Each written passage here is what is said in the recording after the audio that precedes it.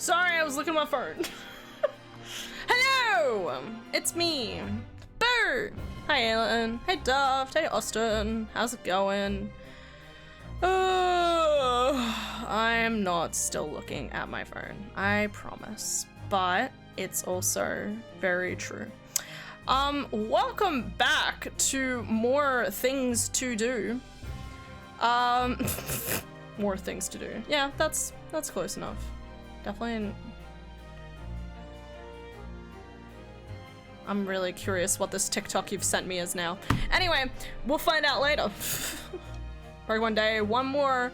I know, right? It should have been tonight. That's the thing I'm irritated the most about, right? Like, it should have been tonight, but instead it's tomorrow night. I got work on Saturday, okay? I could have stayed up for it. I could have, if it was tonight. Anyway, it doesn't matter. It doesn't matter. I'm not even gonna stay up for it though tomorrow, which is so disappointing because I would love to stay up for it, but I'm not going to. So, anyway guys, welcome back to more Ace Attorney, Great Ace Attorney Chronicles. We are currently in chapter 4, more like halfway through-ish. I'm really hoping we speed through this and start chapter 5 because chapter 5 looks like it's a big chapter, and I kind of want to like take my time. I need my fan on. Gen 10, yeah, they'll definitely announce Gen 10. I don't know, I just passively believe that we're gonna get everything we possibly want, at least teased. Everything we possibly want at least teased, even if it doesn't come out for the next like 2 years, which is fine. Coliseum, nah. I only say that because they already did the remakes of Leaf Green and Red Fire, which, by the way, I still think about like buying and playing, but at the moment, like, I've been gearing up for Procopia, and the ghost is just coming in the room. Hi. The other thing, yeah. Leaf Green and Fire Red. Does look good, but Procopia and Monster Hunter Stories 3 comes first, so even if I find out that the new Yoshi game is coming out on like the 31st of March, it's like, it's not gonna happen, okay? Anyway, let's get into this. I mean, I'd show you guys what I did today, but I put it in the Discord. For those who don't know, I was doing some art. I was also doing some, I'll show you them when they're done, which will hopefully be tomorrow, maybe, we'll see. I've been working on some letters for my friends. And yeah. Yeah, I've been working on, I'm thinking things. Sorry, my brain's thinking too many thoughts. Shh. I haven't made some decisions about like how I want to do some of the decorating for the letters I've been doing.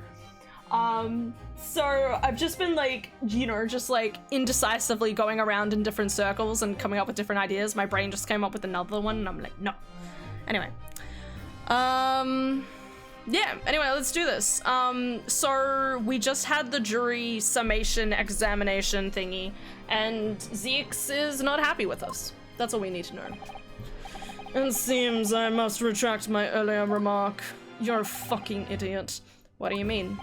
I mistakenly credited these jurors with intelligence by describing them as insightful. Yet we have just witnessed them falling for a cheap trick performed by... Hey, he's a lawyer. Objection. Whatever do you mean? I haven't tricked anyone. Everything I just said is the truth. Indeed, stalwart juror number 5 is undoubtedly repairing the road as he claims. I believe you said it was a good 2 yards of the pavement which you excavated, sir. That's right. Took me the whole day and they paid me a measly twopence for it. Now, my friend, do you have any notion of the distance that 2 yards represents? If I'm honest, I don't have a clue. I don't either. 2 yards is a little less than 2 meters. Less than 2 meters? That's not much at all. In other words, a distance readily vaulted by anyone of moderate vigor. Would you not agree, my stalwart friend? Me? I can't say you're wrong, no. What? And did you perchance erect Nice. A sign to prevent pedestrians from passing the site of your work. I wouldn't dream of it. What a waste of time. No coaches would have had a hope of passing anyway, and we just turn any gentlefolk back where they came. Kids just jump right over us all the time. The accused is no gentleman, as far as I can see. I have little doubt, however, that he could spring over a 2-yard trench in his meanderings around town. I don't think so, man. He looks tired and old. How old is the guy anyway? He said he was a student, but I'm thinking he could be in his 30s. 33, I was correct. Dude, if you're 33, you ain't jumping over anything, okay? I'm just saying. 44, 52, 38. Just might as well have a look. 46, 34, 32, olive green. Alright,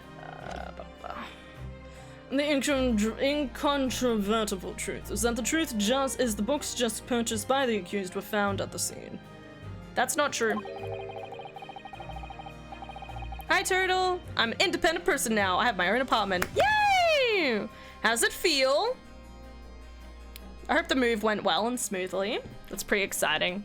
Honestly, moving out of home is the best thing you can possibly do for your psyche. I'm just saying. Firm believer in that. Depends on the 33-year-old. Okay, that's very true. This 33-year-old, even though I'm not 33 yet, I wouldn't be able to, okay? I can barely jump anywhere, okay? People who are, like, healthy and go to the gym, yeah, they're probably fine. Anyway, Paris Orb. Hope you've had a good day. It's very stressful. It is. Gotta make sure everything's working. Hydra. Oh, and Illy.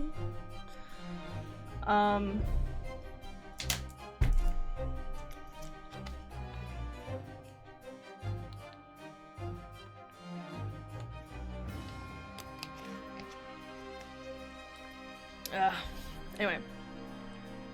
There can be no doubt that on his way back into his lodgings, Mr. Natsume walked down Briar Road.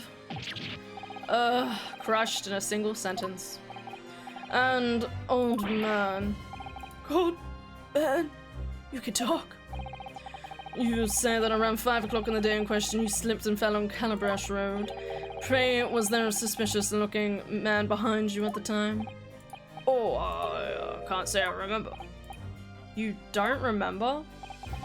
How about a wager, my learned friend? You said it was this old man that the accused saw, but I would lay 1,000 to 1 against you being able to prove it. It's still things to be considered. We'll see Lily eventually. Explain yourself, Zeeks, my lord. If you had such a trenchant argument up your sleeve, why in the world did you not proffer it during the summation examination? I wanted to give this young student the sightseeing experience he no doubt came for.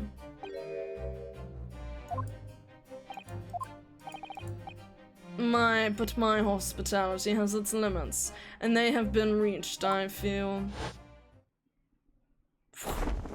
Yeah! So, my friend, today's sightseeing tour of London is now over. What? What are you talking about? My lord, does he ever hurt his hand from doing that all the time? Surely he's broken his hand at some point. The prosecution requests permission to call its next witnesses to the stand. Yay! Granted! Bailiff, bring forth the witness. We've been told on several occasions. Yes, I know! Alright. Now, no matter who Van Zeeks brings to the stand as his witness, no matter what they say, I believe in Saseki-san. I know he's innocent. I'll keep believing to the very end until this battle is over. What the hell is a toe bean ticket in Monster Wilds? I actually don't know. I got a ticket the other day thingy. There was like a cat and I interacted with him and he gave me something and I don't know what it was at all. I have no idea. So Ace Attorney helped me pass the bar. Absolutely, totally legit. Please state your name and occupations for the court. Oh damn, what an odd two lads. There's the bailiff I've kept asking questions about. She's very starry-eyed, literally. Are they dating? Oh yeah, they're attached. Constable Rolly Beat, sir. Nothing to see on the street, sir. And I'm Mrs. Beat. Patricia's my name. I'm proud to say I'm this young town's hero's wife. Oh. What's the story here? Well, in truth, we've not been married long. In fact, we celebrated our first anniversary only the other day. No, it was your husband I was asking about. He seems tired. Hardly surprising. Whilst being an honorable occupation, patrolling the beat is the most demanding work in the world. Oh, really? I'm sure I've heard that before, actually. You have. Indeed. Apart from rare days off, our gallant officers trudge some 20 miles a day, you know. They patrol boarding houses, pubs, collecting taxes, survey streets, check the meters are reading true, and they're responsible for keeping the streets clean, lighting and extinguishing our street lights. That's so much work for the police. Get some other civil people to do it. There are a number of items on that list that don't sound like policing duties at all. This one is a meal ticket. Maybe you get to eat some toe beans. I don't know what you need. Their anniversary was yesterday. I agree with that. But it goes without saying that a policeman's primary duty is the apprehension of criminals. We make them very nervous. We're like, I'm going to catch you. And we make them very apprehensive. Even while he's off duty, a constable is expected to investigate and resolve any crimes on his beat. Like Beetroot. For the London Bobby is a man of honor. And a man of slumber. Nice line. GG. I'm a bit brain dead. Making a top hat pattern used a lot of brain power. You did it! Yay! This man and his wife were walking down Briar Road in the opposite direction, and they witnessed the incident as it occurred. Is that not correct, Mr. and Mrs. Beat? That's right, sir. Isn't it, Rolly? Constable Rolly Beat, sir. Nothing to report on the street, sir. What a great witness he's going to be. Very good. I'd like to hear your testimonies. Yes, sir. I love him. No wonder she's in love.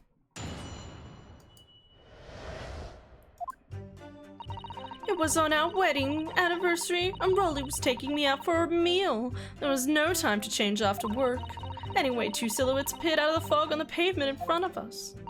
All of a sudden, one of them just collapsed on the floor. Then the other scattered something before running off. We ran straight over, of course, and then went for help at a nearby police box. It was definitely that man in the dock. Rolly and I both saw him clear as day. Is your dude want to say anything? Well, this is extremely compelling testimony, I must say. Oh dear, this policeman and his wife are claiming to have positively identified Mr. Natsume at the scene. If their testimony is true, the alternative course of events that you established in the summation is... Thank you for saying not. Incidental, in fact. What? Because that alternative was never viable in the first place. Hey, don't interrupt in our conversation. What an unfortunate chancing on your wedding anniversary too. Oh, I know. Oh, but I still managed to go out for the evening with my man. I thank the Lord for that.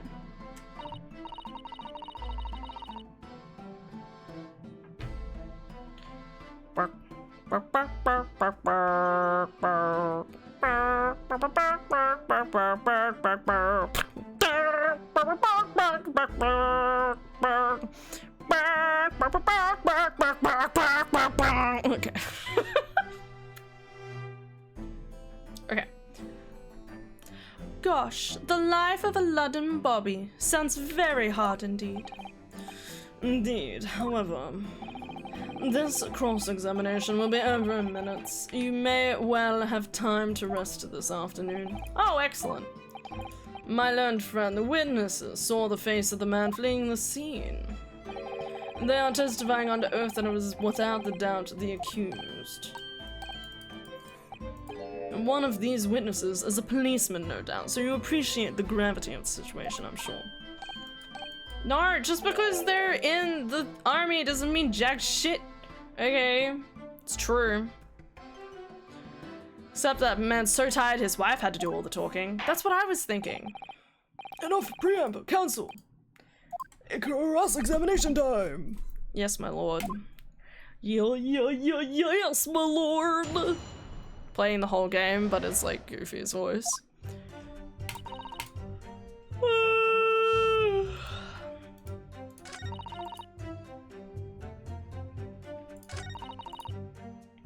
Wait, did they say what road they were on?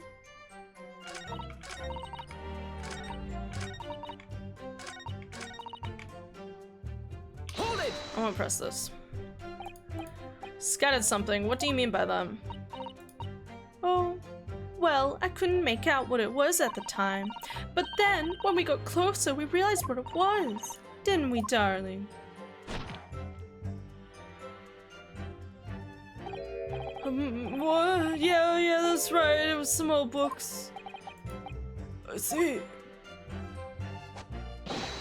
Yes, the culprits dropped a number of them all around where the victim lay on the pavement.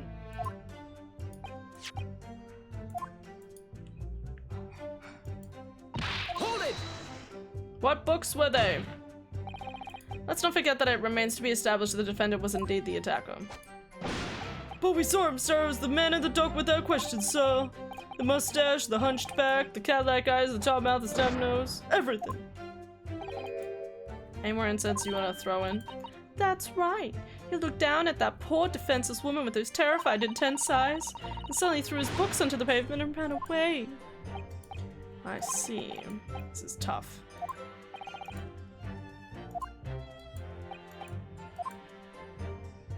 Duh. Yes, sir. I'm so sleepy. I mean, I'm awake. 18 minutes into stream. We're doing well. Okay, police box. Where is the police box? Was it your husband who went to fetch help? No, I went. I may not be a police officer myself, but I am the proud wife of one after all. Isn't that right, my darling?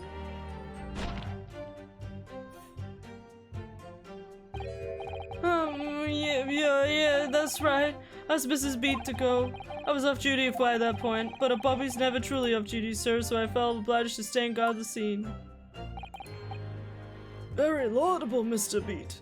Preserving the scene of a crime is a task of considerable importance. That's why I sent Patricia, you see. I told her where to find the right police box.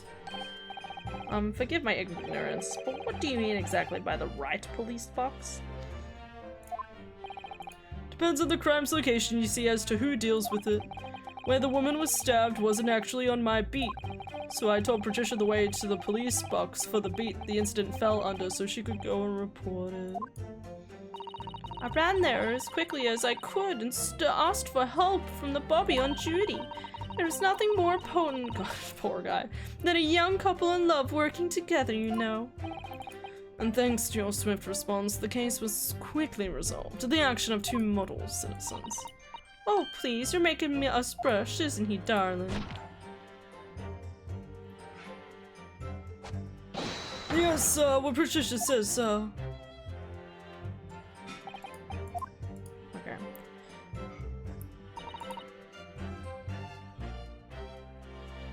Hold it! Clear as day. But surely you wouldn't have been able to see his face by the light of the gas street lamps, would you? We absolutely could. Us Londoners have exceptional eyesight, I'll have you know. Right. The light from the street lamp was more than enough.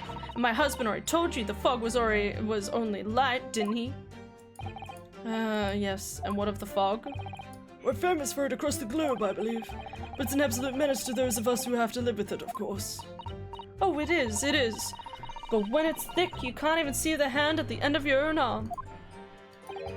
Yes, alright, I take your point. Could you stop shaking your husband? Constant fog makes our eyes very sharp, you see. That's why we can tell you for sure and certain that it was the man over there. Can't we, darling? Yes, sir. Yes, sir. What Patricia said, sir. Most. Yeah, okay. Same thing he said before.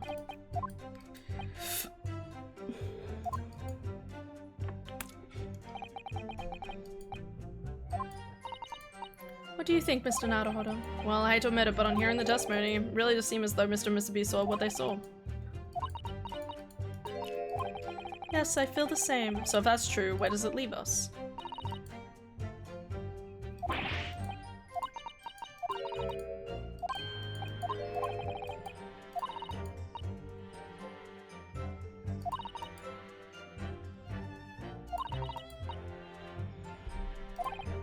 I was really hoping to actually discredit them based on the fog. Because again, I keep feeling like they comment, like some people have commented that the fog was light, but like how light is fog, like for one person compared to another, you know? I wish I had like a picture as proof of like how much fog was around that day.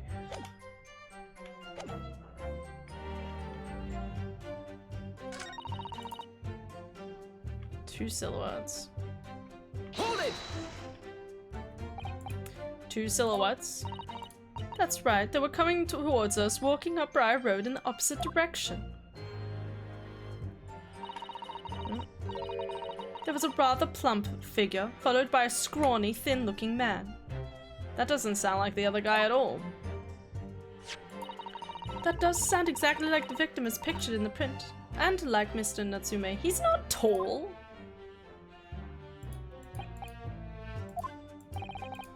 And you're certain that at the time there was nobody else nearby? Oh yes, quite certain. It was dark and there are streetlights in Briar Road, you see. Nobody else around at all. Isn't that right, my darling? Yes, what? Oh yes, that's right. Of course there was light fog on the ground. But Briar Road is dead straight and you can see a fairly long way down to the pavement. And there's the street light is about the same position. Before sleep takes a firm hold, your answer please, Mr. Beat. Are you quite sure of what you just said? Yes, sir. There's a couple who spends all day... Oh, she's so cute. She loves him. all day ever taking care of the streets, I'll swear to it, sir.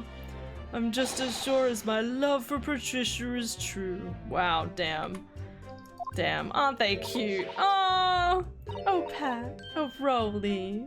Aww, no, I'm so proud of them. It's so cute. They're still maintaining there was no one else around other than the victim and the attacker. Keep going. Okay. Did I? Oh no. Then the other scattered something before running. Okay, we did press that. I don't think I've pressed this. Hold it! No time to change after work, you say? Oh no, sadly not. It's a job for strapping young men only. Women, children, and the elderly can't even apply. Well, I think you can properly see why children and the elderly can't do the job, can't you? I think Rolly looks ever so handsome in his outfit. Suits you down to the ground, doesn't it, darling?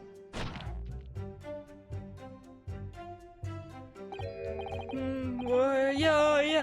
I just finished my beat. Pat and I were heading back to the station. I was planning some.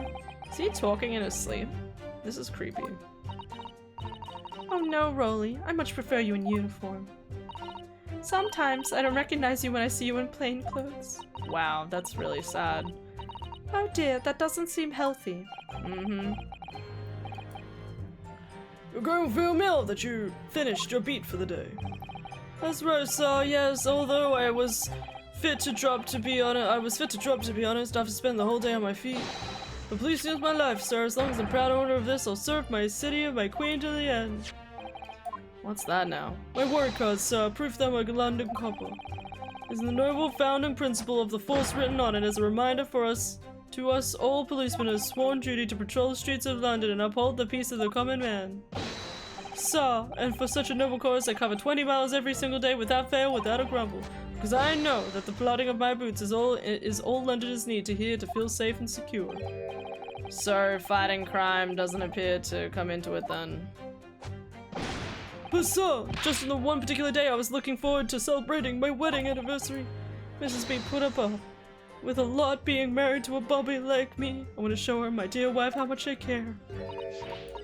Oh, Pat. Oh, Rolly. They're so cute. Good today. It was pretty good today. Oh, what a charming couple. Their young love is such a joy to behold. If a little over the top, perhaps. That's just because you're jealous. Because I'm jealous. I feel the same way. Miss Lawyer, sir, can I tell you something? Yes, of course. What is it? Well, you keep asking us all these questions about everything we've told you, so... It seems like you don't believe our testimony. Is that right, is it? Well, out with it. What? No, it's really not that at all. My husband's a policeman, remember? I know what I saw. I remember in less detail, everything, like... Oh, I know. What about the books the man dropped? I could tell you the names of every single one I could, every single one. And you dare to question me how reliable my testimony is? Oh, do, Mrs. Bean. No, it won't do at all. That Japanese lawyer had no idea what I'm capable of. Even if I decide to forgive him for insulting us, don't you think for a minute that Raleigh will? Okay, I'm gonna save. Keep on crack-a-lackin', keep on rackin' back-a-lackin'. Never mean to cause offense. Please put your husband's fists down. Perhaps you would like the opportunity to supplement your testimony. Might that appease you? Oh, thank you, my lord. That would settle things nicely. Wouldn't it, darling? Yes, sir. Yes, sir. Hold it! Yes, we know that there were books dropped at the scene of the crime, as you say. And there was purchased by the accused at the nearby second-hand. Come on, this is the information I've been waiting for! I did it for Rolly. I'm a proud policeman's wife. What was your husband doing at the time? Oh, wait, hold a second. Let me check something real quick. He only borrowed 3 books. Okay. That's probably the thing I'm supposed to push on, not the names. I was gonna comment on the names, but I guess other ones are different. He was lying face down in the snow, getting some well-deserved rest. He works ever so hard, you know, ever so hard, don't you, my darling? Interesting way of guarding the scene of the crime. Oh, Mrs. B, seeing as you regaled the court with tales of your powers of recollection. Now, are you all listening? There was the picture of Monsieur something or other. The what's its yearnings. Okay, that's one of them. Canterbury yearnings, okay. Then there was a meal for someone, the last was definitely the Thingamagummies thing. Something. Alright, mate. There's a 4th book! You see? Yeah, there are, it's 1 or 2 holes in your memory. Oh well, there are along those lines, I'm quite sure. There is indeed the books found at the scene with titles along those lines, as you put it. Well, what did I tell you? I think it's very mean the way you've been implying that my testimony can't be trusted. Don't you agree, darling? Hi, Lily! My wife! Hello, my wife! How's it going? Why does he have a gun? Where do you get a gun? Were guns around during this time? Okay.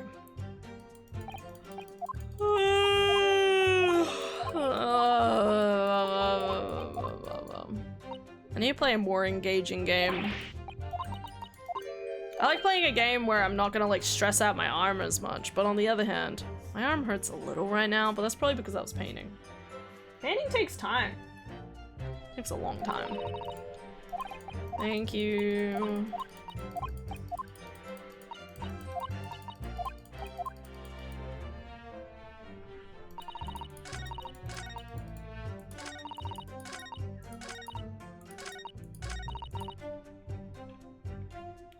Alright, this is a ridiculous thing to present them on, but... Objection! Sorry, you're saying that there were 4 books. That's right, I remember them all. Yeah.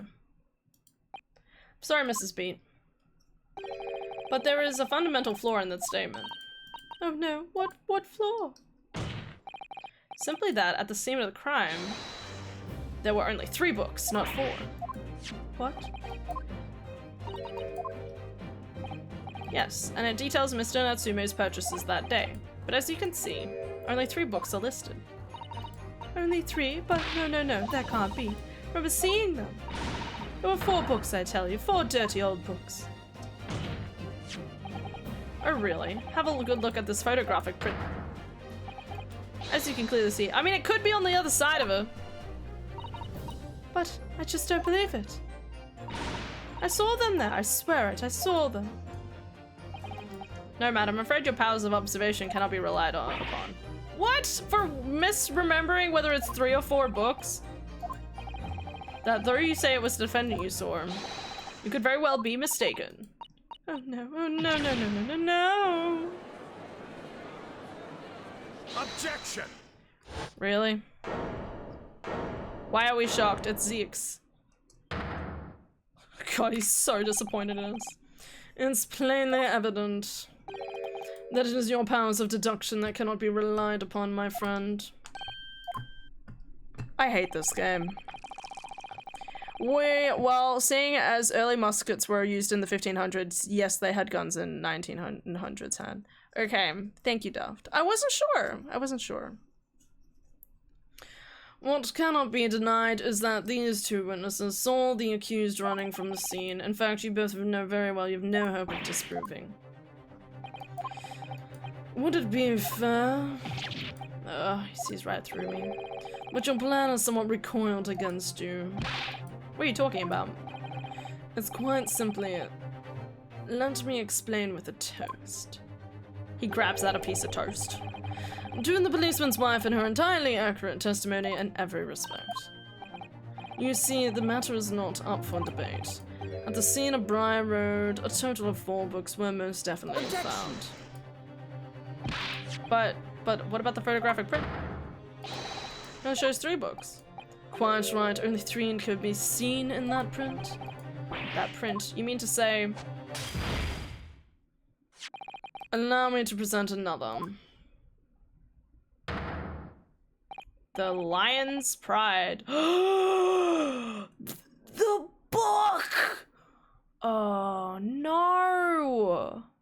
It's the burnt book from the guy's house. Oh no, they did do it. They did have something to do with the crime. That's crazy. Okay. It's the 4th book. Okay, I'm liking the game again. We're liking the game again. Stream no tomorrow? Probably no tomorrow. Depends when I get home. I might decide I might just fluff around. Or no. You know what? Let's just say no. Okay. I keep umming and ahhing about it, and it's like I know that like what's going to happen is I'm gonna head home at 8. By the time I get home, it's gonna be like 8:30, and I'm gonna be like, I could just play Pokemon for like by myself, not on stream, for like 2 hours, you know, and watch stuff with my sister, like trying to watch through Bridgerton, and then still go to bed early and then watch the Pokemon Presents in the morning. Like, I know that's going to be what crosses my head. As you will observe, the 4 books was hidden from view in the original print by the victim's torso. But it's the wrong book! He didn't borrow that book because it was stolen. Olive Green stole the burnt book. See, look at that. Look. Yes. Just like I said, isn't it, my darling? Yes, sir, but she's always right, sir. Let us study the receipt for the books purchased on the day. The picture of Monsieur Lequion. Canterbury yearnings. A meal for Borea. The gorgeous head flawlessly. Paid me a compliment. Yes, sir. Follows, Patricia as follows. But There are only 3 books in the receipt, and Mr. Man mentioned 4. Clearly the 4 is what is in the photographic print. I'm sorry, Counsel, but does that not seem odd? Why should the 4th book be omitted from the receipt? It's not odd at all, my lord. As the photograph clearly shows, the 4th book was found in the victim's clutches. In other words, it belongs to the victim. I wonder what became of that 4th book. I have it here as evidence. Yeah!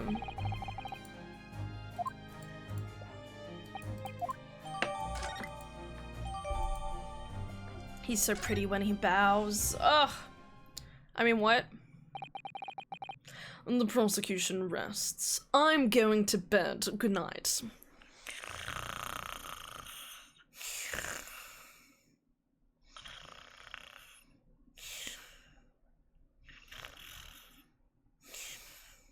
Okay. Okay. Laid my head at an angle, I started slobbering anyway. Ugh. Okay. Woo! It's just me, myself, and I have nothing further to add. What? You seem surprised, my friend. Your resistance until now has been in vain. Entertaining, yes, but futile. A spurious, longer route to the accused lodgings that you try to say, blah, blah, blah. Okay, summarizing my failures. See, everything we've said is true.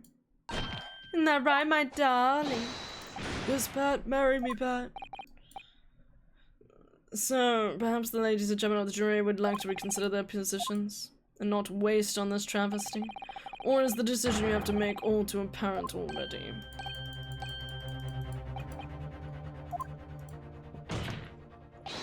The trial has run its course. Mr. Naruhodo, I'm afraid we're in a terrible, precarious position.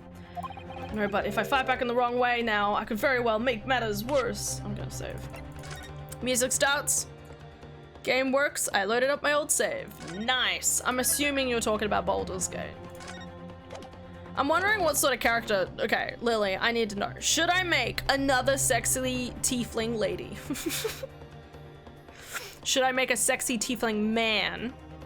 Do I finally make a character that's either a gnome or a halfling so we can go into those like crevices that are inside certain places? Or... I'm trying to think, I don't know. Another elf, knowing me. I'm not gonna say no to any hot gal. Okay. Okay.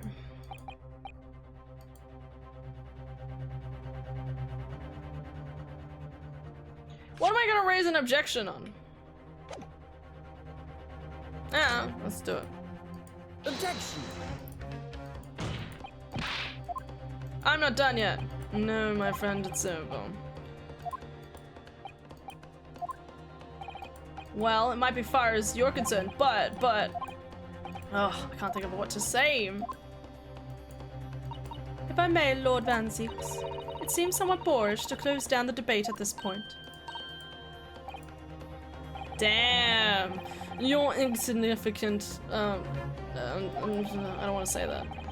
I don't want to say that either. Y'all are just rude in this game. Do you want to do a normal character or the Dark Urge thing? Oh, normal character, normal character. Dark Urge is quite different from what I understand, and I'm not emotionally prepared to, like, I want to play through the game as, quote unquote, as normally as possible. Even if we're skipping all the cutscenes. I'm, to my shame, still a very inexperienced lawyer.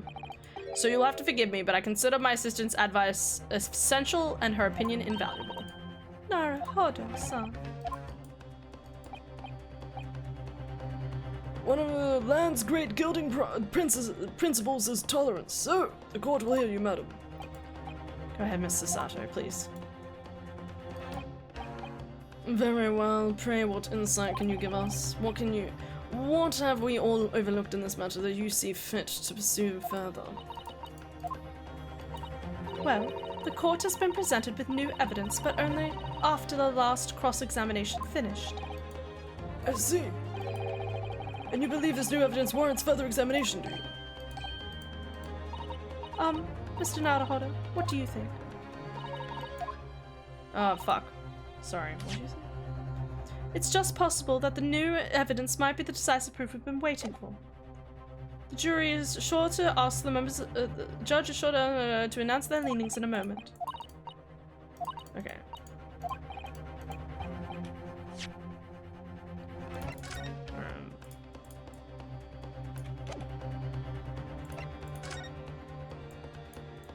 Burnt to a crisp.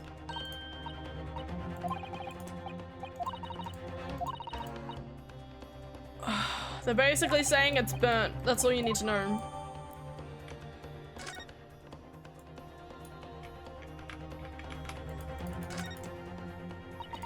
Let me see, it's book titled The Lion's Pride. I'm afraid I don't know any English literature at all, but it would be something I've heard. Wait a minute. The Lion's Pride? That's strange. I think I've heard of it before. God, these people.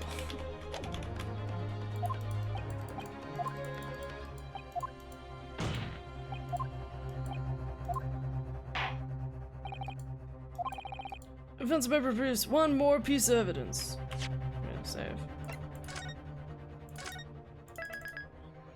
Also, I'm gonna make Gale into Spellblade, please, and thank you. Unless you want Gale all to yourself, then feel free.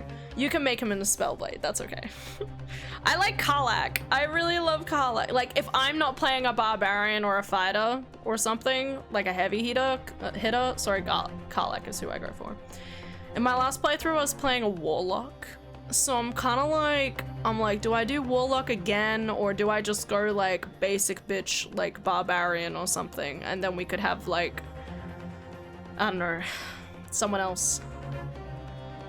What do you think? What are you thinking for yourself, actually? I don't know what sort of thing you like to play. Do you try out the new Hexblade Warlock? No, I don't think so. I have no idea. Is that a thing? All I know is I had a lot of spells and I probably didn't use them to the best of my ability. But I have Fireball now. Pretty good.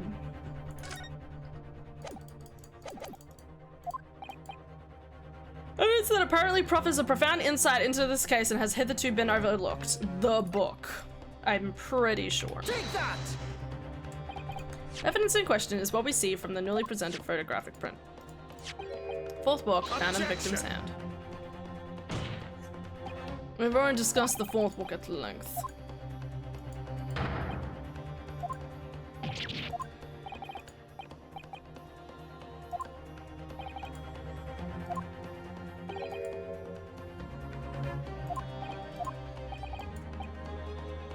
You will identify this clue at once. It's burnt! I was ready to reload, but I'm gonna keep going. I believe the prosecution is trying to avoid a thorough examination of the evidence. May very well be on the right track. I think you might be right. It's burnt. Where is the vital clue on this case? It's burnt. Got it! Would ask the court to observe the back of the book in question.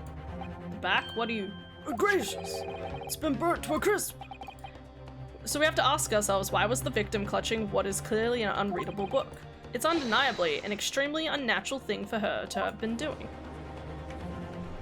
If you had Fireball, you probs did Fiend then. That sounds like me now that you've said that. Allows you to be both a melee and a spear-wielding warlock.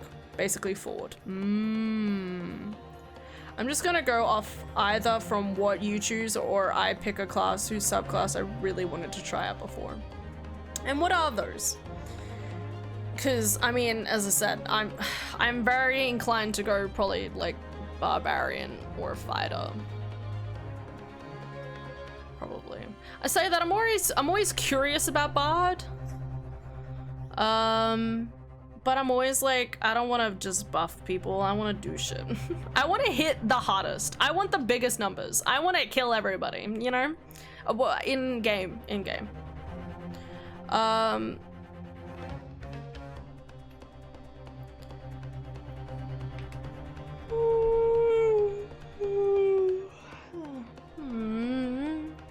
Bards also mock. You're very right. Just vicious mockery. Your aunt looks like a potato. That's more of an insult towards your aunt than yourself, though. Unnatural, you say? Were I to concede the point, if it bears no relation to the case, there is nothing to discuss. So should you wish to assert that this fire damage in some way in some veiled clue as to what happened that day? Pray do enlighten us. What truth does this charred book hide? There's one possibility here which I can't quite bring myself to rule out. It's an outside chance perhaps, but worth a try. I'll explain my theory. Don't keep us waiting any longer then, Counsel. Explain this theory of yours.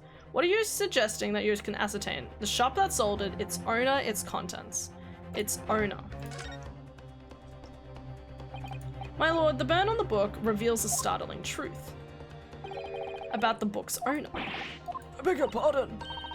But we already know who the book belongs to. The victim was gripping it in her hand. She fell to the floor after. Obviously, it's hers. Shit. I clicked too much. The question of how this book came to the victim's hands has yet to be answered. However, as to the question of who the book really belongs to and where it originates, the defense has very credible answers. We don't have evidence, though. What? How could you possibly?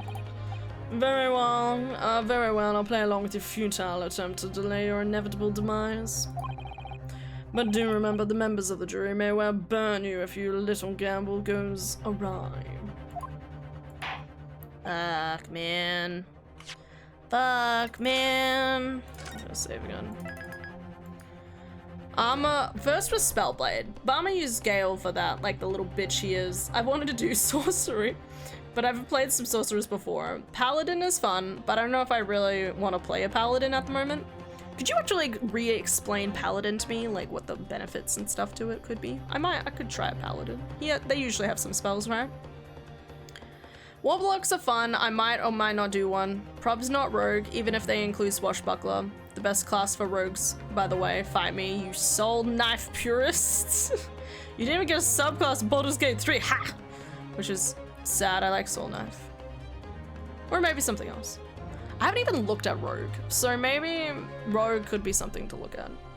Best solution is clearly playing as 4 warlocks. I like your thinking. I do like your thinking. Oh. Okay. Ooh. 4 locks.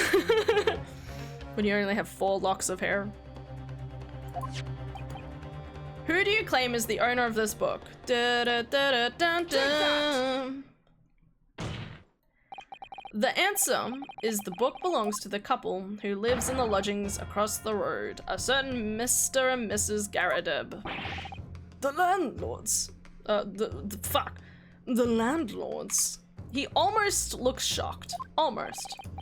And whether this is some extraordinary coincidence or some kind of fate at work, I don't know, but of all the people in London, one of the 6 chosen for this jury duty in this courtroom today is none other than Mrs. Garadeb herself. Oh my goodness me. I think you must be mistaken, sir. I'm not Garadeb's wife, I'm his maid. Thing would be much easier if you just dropped the pretense. Alright then, how about a simple question for you? Have you ever seen this book in Mr. Garadeb's house?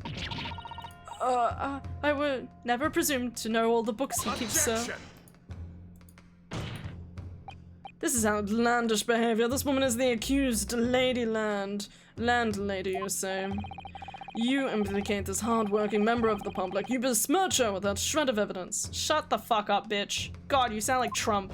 You say a thing against him and he's like, oh, you're valuing the person in this country. Shut the fuck up, man, alright?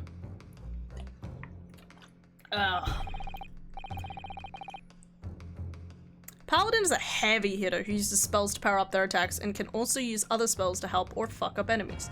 Pretty fun class. Excels at 1-to-1 combat. In Baldur's Gate 3, though, you can break your tenets, so gotta be careful with some choices or you'll become Oathbreaker, which is pretty powerful and really fun too, by the way. It's a good thing to be an Oathbreaker? I thought it would be a bad thing. It feels like maybe they shouldn't let the accused landlady be on this jury. I know, right? It's almost like it's a conflict of interest and they should get her off there. But I don't think that's an option in this. That on the day in question, at almost exactly the same time as the victim was stabbed on the pavement below, another incident was taking place in the room on the top floor of Mr. and Mrs. Garadeb's house. Good lord, what sort of incident, Counsel? What has this got to do with the murder? That's my question. A fire, my lord.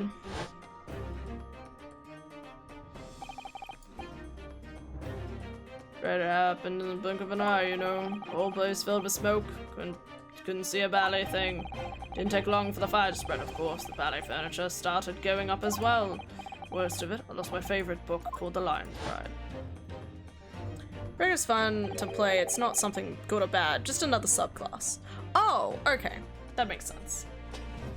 Oh, he looked mad. The Lion's Pride. God, my ribs. By Jove! The same title that the subject of the debate. Oh, dear me. Objection!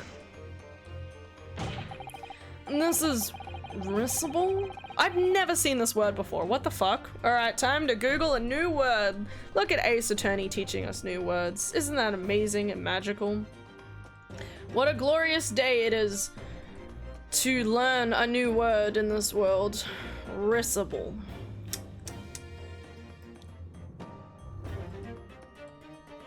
Shut the fuck up. Shut the fuck up. Causing laughter, laughable, ludicrous. So this is laughable. This is ludicrous. Okay. This is ludicrous. All you've told the court is that a book by the same man was involved in a fire, in which case it would be reasonable to assume that it was burnt to ashes. And entirely unreasonable to infer that it magically removed itself to the scene of the crime. Perhaps it would make more sense if I told you that the cause of the fire was marital discord. Without going into detail, it appears that Mrs. Garadeb was considerably enraged. Apparently, she continued to attack Mrs. Garadeb even amid the flames.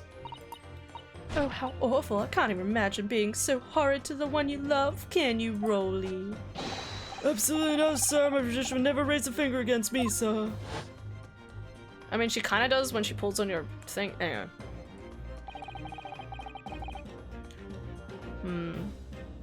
Oh, so what did you say? Or maybe something else. Okay, so you're thinking... I honestly, from your entire description of different classes to play, it sounds like you're going to play a warlock. I'm just saying. Okay. There was fire and stuff. Man had his back up against the window, and he had burning books thrown at him. Good gracious, are you suggesting that a book was thrown through a window and landed coincidentally at the scene of the crime? Objection! So what? No, a thorough investigation of the surrounding area was conducted the very evening of the incident, and there is no report of the Garadeb's window pane being broken. I agree. That's quite true. We also saw no sign of broken glass when we visited the Garadeb household. But is it not conceivable that the window was open at the time? Not even remotely. Let us not forget the season and the chilling weather that accompanies it. No Londoner would ever leave a window open in the middle of winter. Does the defense postulate this scenario in all seriousness, counsel? Do you honestly claim that the book found at the scene was a flaming projectile thrown by Mr. Garadeb's wife? Yes, actually. I believe it's a possibility, my lord. So fucking what? These other guys said that the other guy did the crime. This is not actually important. We're literally grasping at straws. That's quite enough. Oh, that's quite enough. Well, I hope that everyone can see for you that you are, you little trickster. You call yourself a lawyer, but you're just a coward, a mean coward. Really? Claiming that our little Tiff set the whole neighborhood alight, honestly, implying that I'm merely posing as a maid for appearance's sake.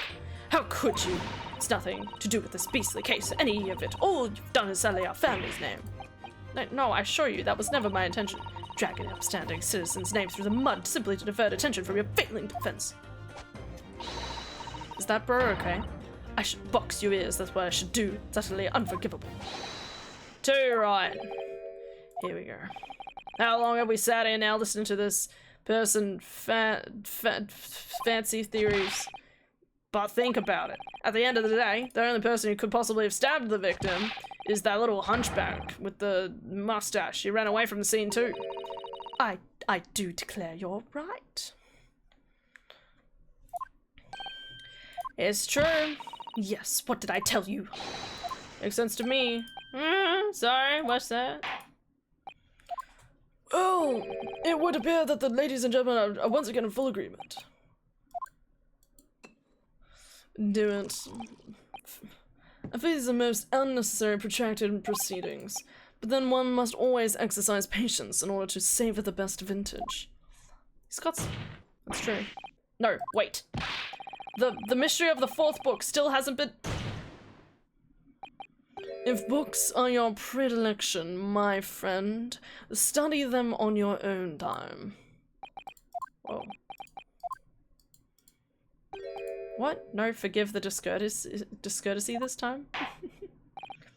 In that case, ladies and gentlemen of the jury, you will now state your individual decision regarding the defendant's culpability for the court to hear. Guilty. Cool. Guilty. Guilty. Well, we're fucked. Guilty. Guilty.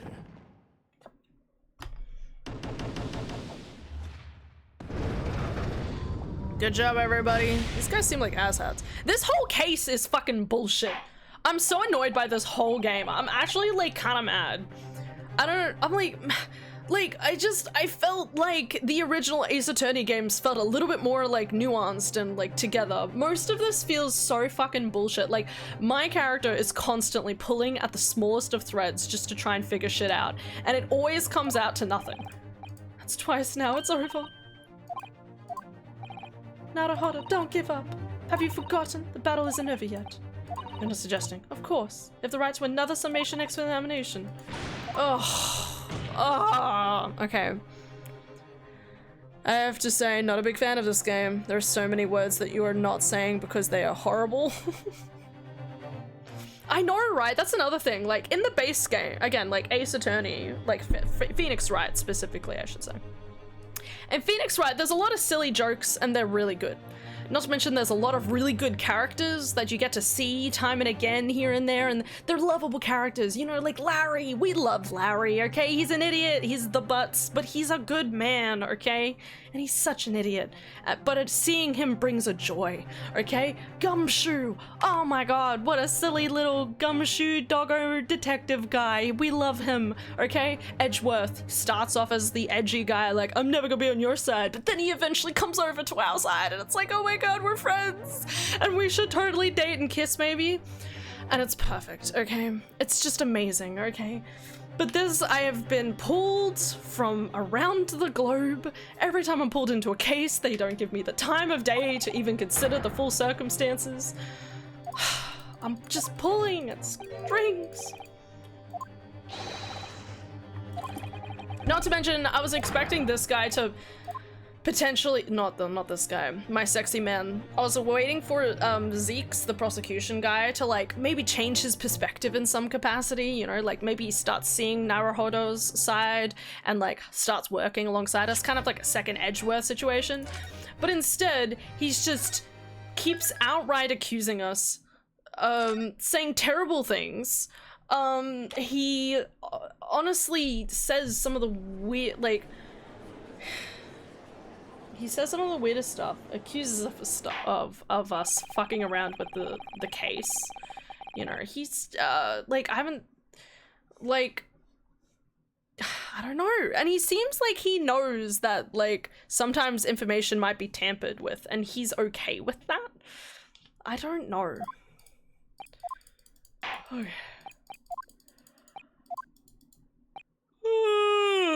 Alright, we are, my lord. Okay, round 2, let's go. Judicial findings. Accused left behind evidence at the scene, didn't he? Those 3 books of his. If there was some novel alternative explanation about how the victim was stabbed, I might reconsider. I do agree with this, okay? Can I just say the one thing that confuses me the most at the moment is, again, how do these 2 things even correlate, okay? In a building, okay? In a building, 2nd story, okay, where a fire took place, The window allegedly wasn't open, somehow got outside, okay? Is it insinuating that there was a thief in the room at the time of the marital discourse? Sure, but how did he escape? Why would he escape with this Lion's Pride book? Why would he escape with the Lion's Bride book? And then only that book, even though it was set on fire, then leave the apartment, get caught, I guess, by Olive Green, stab her, but not the other guy, not Natsume, and then run off. Like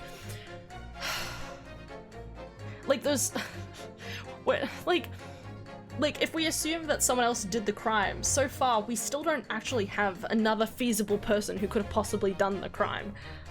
Like, literally nothing. Even the woman was throwing books. It can't be related to this crime if the window was closed, can it? Dearie me, it was only a little book, hardly life-threatening, even with a direct hit. I don't bring home some pay tonight, I'll be in a tiny bit of trouble. We had a fire at home a while ago. Gave me the sneezes. Sure. Anyway, the point is there's still a lot of questions and we still have no evidence to support anything that we know. I was unable to find fault in the previous witness's testimony. So the court must accept the fact that it was indeed the accused seen fleeing from the scene. And moreover, no one was even at the scene to commit the crime.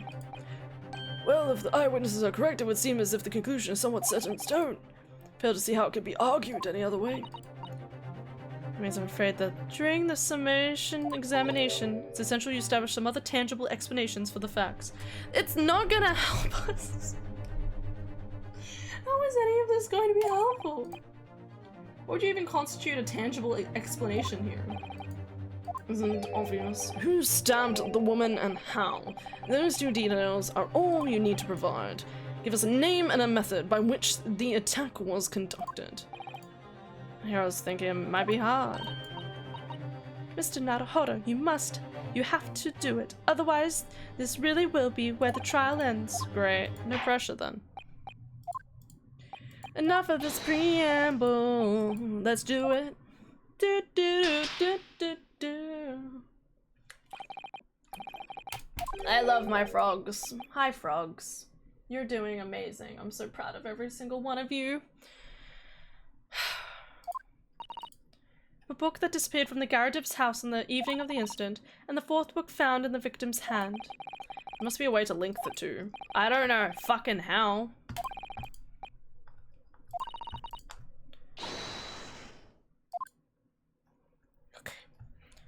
Normally watching you play an Ace Attorney like this, it'd be interesting to try. This game makes me want to throw it and I'm not even the one playing.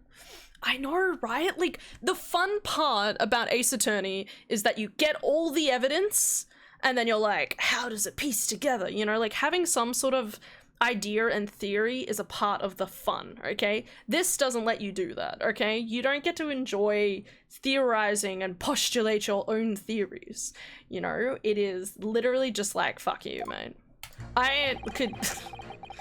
I'm so done with this game already, and it's so sad because there's still a second game. Like, maybe the second game does better. Maybe the second game does better. You know what I mean? Like, I kind of want to know. Not to mention, maybe the fifth case is amazing. Okay, maybe the fifth case finally ties everything together and explains everything. Okay, that's what I'm really hoping, okay? If the fifth case is shit, I'm gonna be devastated. Okay.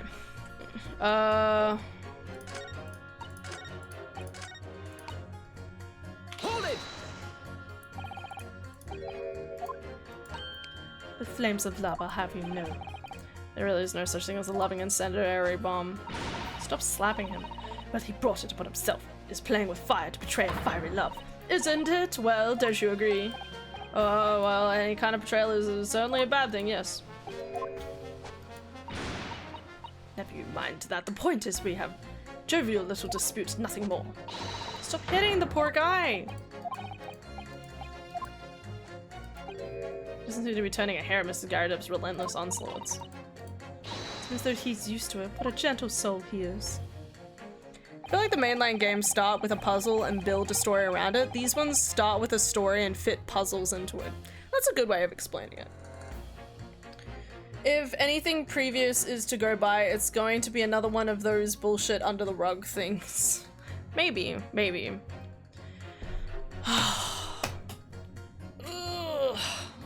Alright, press the next statement. Let's just get through this.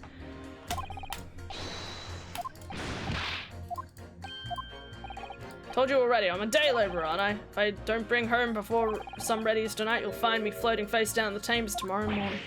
What? You heard me, my missus isn't one to mess around, you know, she can be fierce, believe you me. Another shining example of marital bliss, then. A situation like this cropped up the other day. It was, well, unpleasant. You know it's funny, but I can't quite remember. Sorry? It was too frightening that the thing must have blocked it out. Oh, we're gonna start figuring out those holes in everybody's memory because everybody's having suffering from gas inhalation. Something like that. Helpful.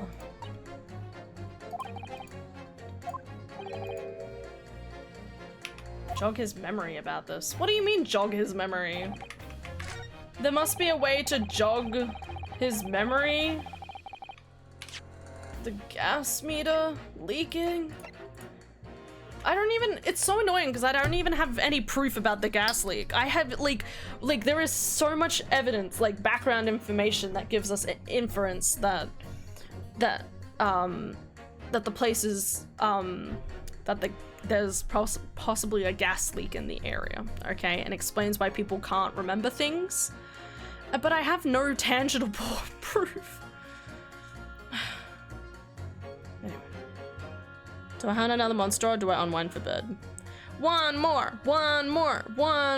Anyway. You're so fine. It's not after 9:15 yet. One more. Just a small monster.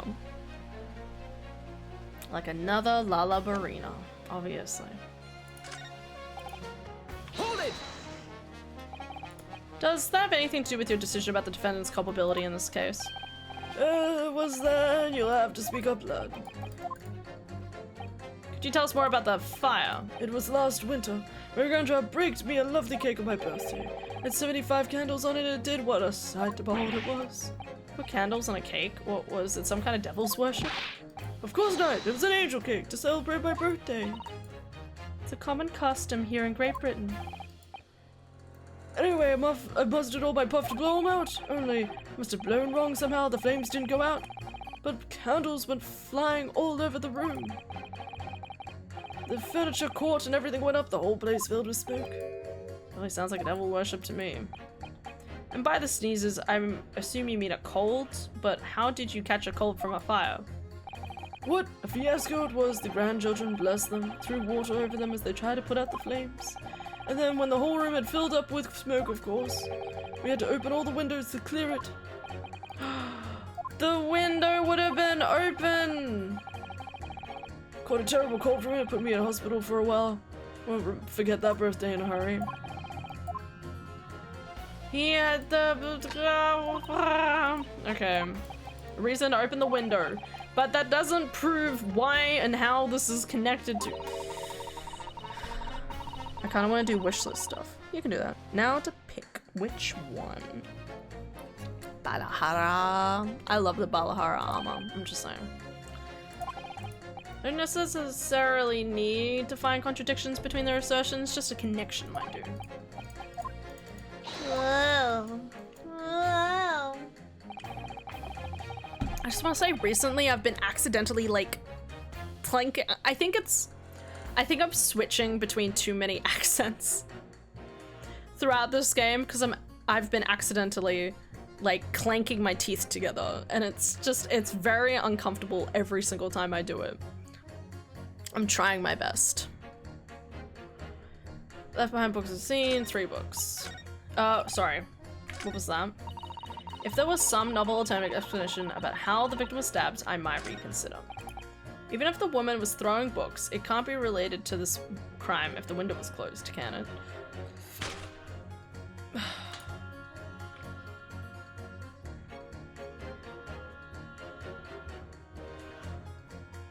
Action! Let's try it. Hell yeah.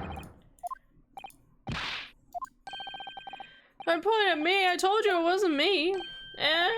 What's that you say? Speak up, lad. Speak up. Do you see? Oh, me. What's, Did you hear juror number 6's account to his birthday celebration last year? It seems, despite being a Londoner, he once opened his windows in the middle of winter. Well, yes, of course, because it was emergency. I mean, obviously, if the room was filled with smoke from a fire, then you'd be mad not to open the... Oh! Exactly. On the day in question, at the time of the incident, there was a fire in the Garadub's household, and Mr. Garadub had the following to say about it. The whole place filled with smoke. Oh, my hat.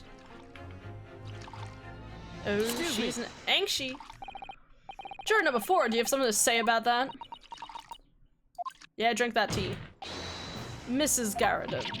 Oh, dear me. What is the meaning of this? How do you imply I'm hiding who I really am? It's imperative that you confirm something for the court. So please, it's time to drop the pretense now. What is it? When the fire started in your house that day, did you or your window the husband open the window? What? I beg your pardon? What are you insinuating? The room would have been thick with smoke after the carpet and the bookcase caught fire as they did. In a situation like that, it's inconceivable that you wouldn't have opened the window. And what if we did? That's what I've been saying. Yes, you're right. My husband was frantically trying to open the window, which can't have been easy since I continued to give him a justly deserving book battering. Even though your house was on fire? Oh, you never stop throwing until the anger subsides. It'd be terribly bad for the nerves to do otherwise. Right. I should have realized. That's a significant step forward. You've managed to establish the window was open. You simply must have added to Mrs. Garadub's formal testimony. Statement. Excuse me? Excuse me? I think there's a bit of an inconsistency, yeah, mate. The window was open at the time. I had clean forgotten, but it's true.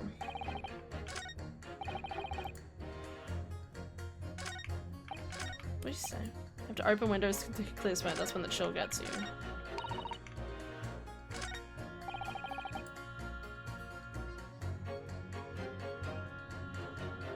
Okay. Hold it!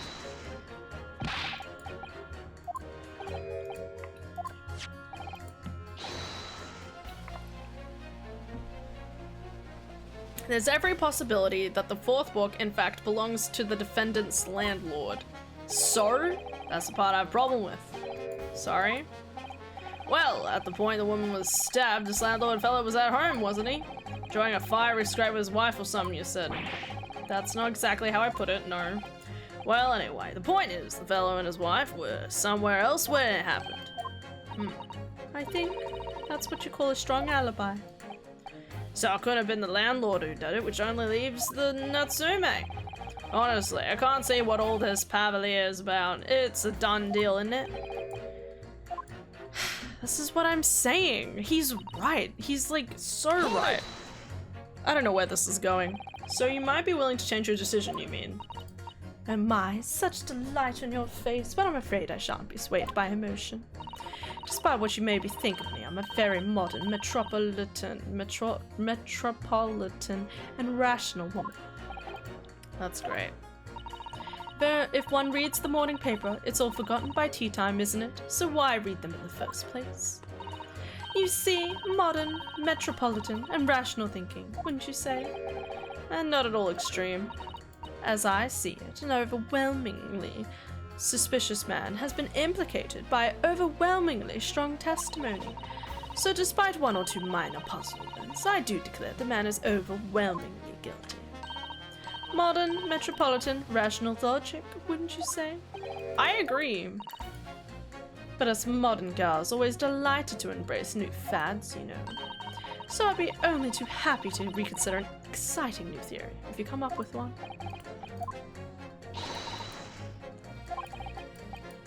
Accidentally threw a knife out the window. Hold it!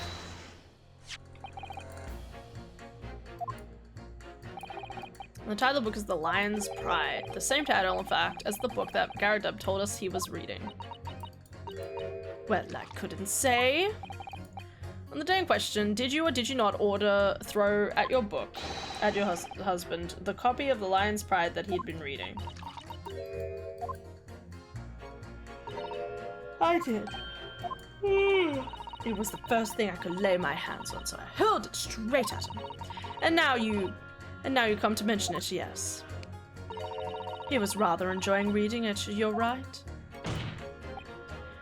Why did you not reveal this information to the court from the outset? It's not important! Because I couldn't, you insolent little man. I didn't remember. Times like this, you pick up and throw whatever you lay your hands on it, as well as you know. I really don't. I barely noticed I was throwing a book, much less the title of it. Huh? Excuse me. Why'd you react? What is it, juror number 5? You know some... remember what it was. The memory I blocked out. Huh? I was listening to this granny was saying. Brought it all flooding back. Who are you calling a granny, you cheeky devil? I'm Mrs. Garadub or the maid, I'll have you know. Please tell me that's not because he's used to being hit all the time. It was about 2 weeks ago now. I just got back home from work, I put my hand in my pocket for the wages I just earned that day and I nearly died. There was a hole. Every last penny had dropped out. Oh dear, what a disaster. You haven't heard the half of it, boy. Oh? The wife was cutting up some chicken at the time? I could hardly get the words out, but I told her straight, I've lost the day's wages, love.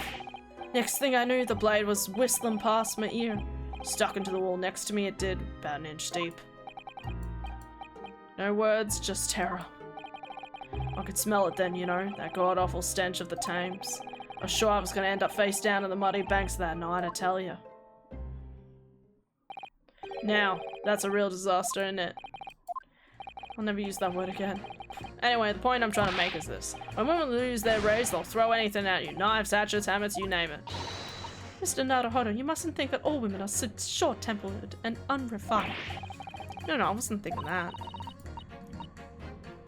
Throwing household objects at people is uncivilized. At least attack with honor, using a bow or the like. I agree. I got my final wishlist thing from a Chattacabra for a talisman. Excellent. It's like the worst group therapy session of all time. That is exactly what is happening. I kept wondering why. I'm like, why does everyone have so much opinions? You know, they're like, you know, it's like, sir, I want you to know why you think this person is the criminal. And then it's like, it was a dark and moonlit night. Scarce a person in sight. And there, in the dark, there was a cat. And it tripped me up, you know, like... What the fuck, man? Who are you going to attack?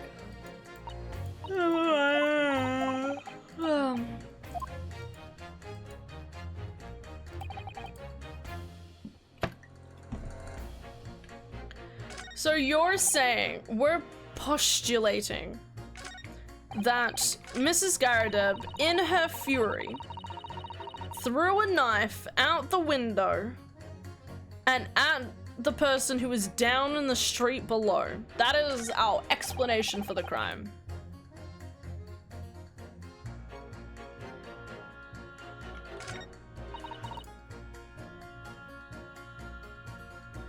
But that's so stupid. I'm gonna save. I hate this game. Wait for me to be like, oh, this game's not too bad anymore. What's the time? Okay. I'm a sleepy little girl in a sleepy little world. I'm sleepy all the time. Objection! Those two statements clearly have a significant connection. You mean they don't contradict each other? Explain, counsel. Do you think perhaps that this could be one such novel alternative? Oh my, what do you mean? An alternative explanation as to how the victim was stabbed in the back. What are you talking about? We've demonstrated the fourth book, The Lion's Pride, that was added to crime, originated in Mrs. Garrideb's room on the top floor of his house. Therefore, it's equally possible that some other objects besides the book could have found its way from the Garrideb's household to the street below. What's that now? After all, Mrs. Garrideb could have thrown any number of different objects at her husband. Isn't that right? Juror number 4. What are you insinuating, you little beanpole? I'm beginning to think that, ever since the true origins of this book came to light, perhaps she had a feeling this might be what happened. Now you listen here, you goose. As the foreman of this jury, I demand a straight answer. You gave us the yarn about some other object making its way out of the house, but what? What is it? The knife.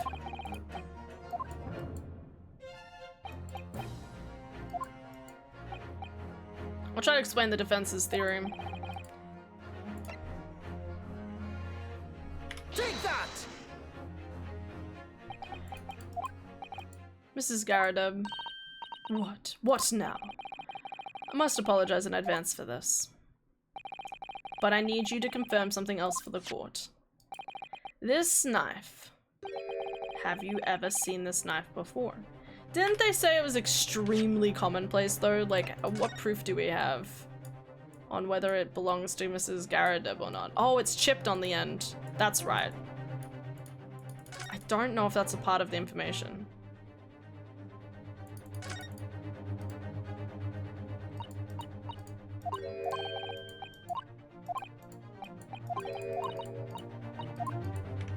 So we're gonna find out she's like, I have a dinky old knife that has a chip on the end. And then I'd be like, oh. Ah! Good counsel, what on earth are you doing? That's the weapon that was lodged into the victim's back, man. Poor ZX is having the worst time ever. My lord, remember that when the victim was attacked, Mr. and Mrs. Garrideb were in the throes of an argument. Mrs. Garrideb was hurling anything she could at her husband, who'd been backed up against the window. A window that had been opened to clear the smoke, and through which a book sailed to land at the crime scene. You can't seriously believe that the book was found in the victim's grasp. Are you saying that it flew out of the window and crossed the street to land neatly in her hand? Even my missus ain't got a name like that. Yes, I admit there are some details we don't yet understand, but that's the point. That's precisely why. We must not allow this trial to end, not right now. Mrs. Garrideb, your answer, please. Have you seen this knife before or not? Yeah, duh! Thud.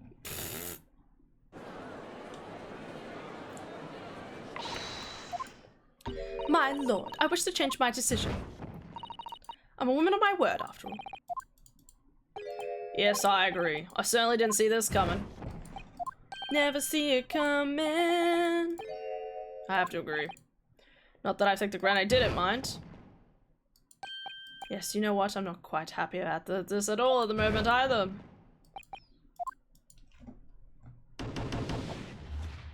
That's 4. Dang, we murdered a juror. What the fuck is with the name calling in this game? I don't know, man.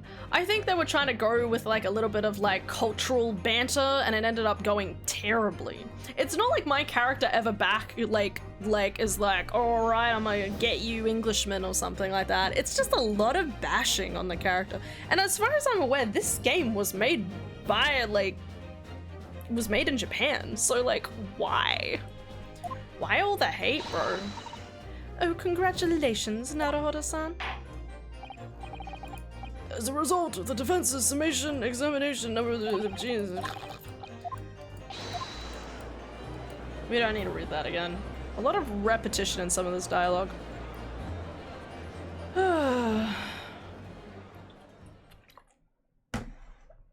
Alright, keep going.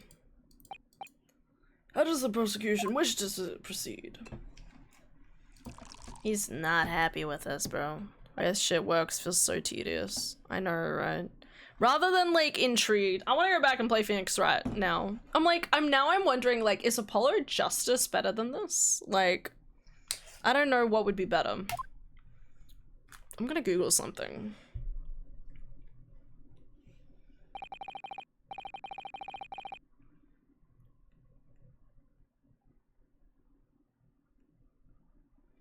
See if I can find a Reddit post for this.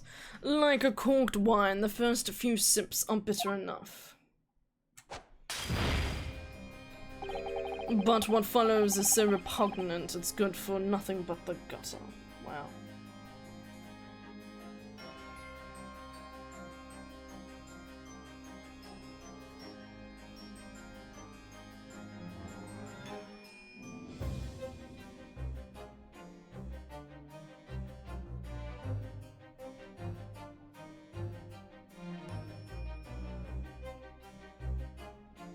What is this? DGS. Which one's DGS?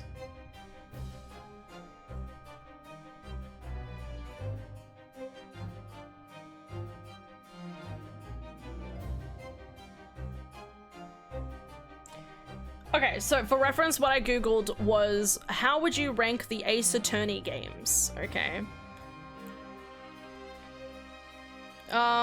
One of them has DGS1. I don't know what that is. I don't know what DGS is.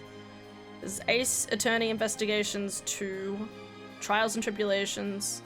What's, Phoenix Wright, Ace Attorney 1, and then there's JFA, but I don't know what that is. Oh, Justice for All. Okay. Every Ace Attorney game ranked from 2022. Okay. Investigations, Apollo Justice. They, wait, they're saying Investigations 1 was bad? Are you kidding me? Investigations was great. Apollo is 9. Justice for All. The Great Ace Attorney's ranked 7. If you played the Chronicles, you know it's quite hard to separate the experiences of the first and the second. Their stories are intrinsically linked in every way. Really? So all of this could potentially be, like, what I'm hearing is that the second part of this game could potentially save this entire game, if we're lucky. It's hard to comment on one without talking about either the setup or payoff of the other. I did enjoy my playthrough of the first game in the duology, but I definitely had my gripes with it. The pacing is all over the place, and some trials feel like they go on for twice as long as they should have. Agreed. Case 3 is already where the game starts to come into its own, and the final case are one of my favorite finale cases ever. I definitely didn't like it as much as the sequel though.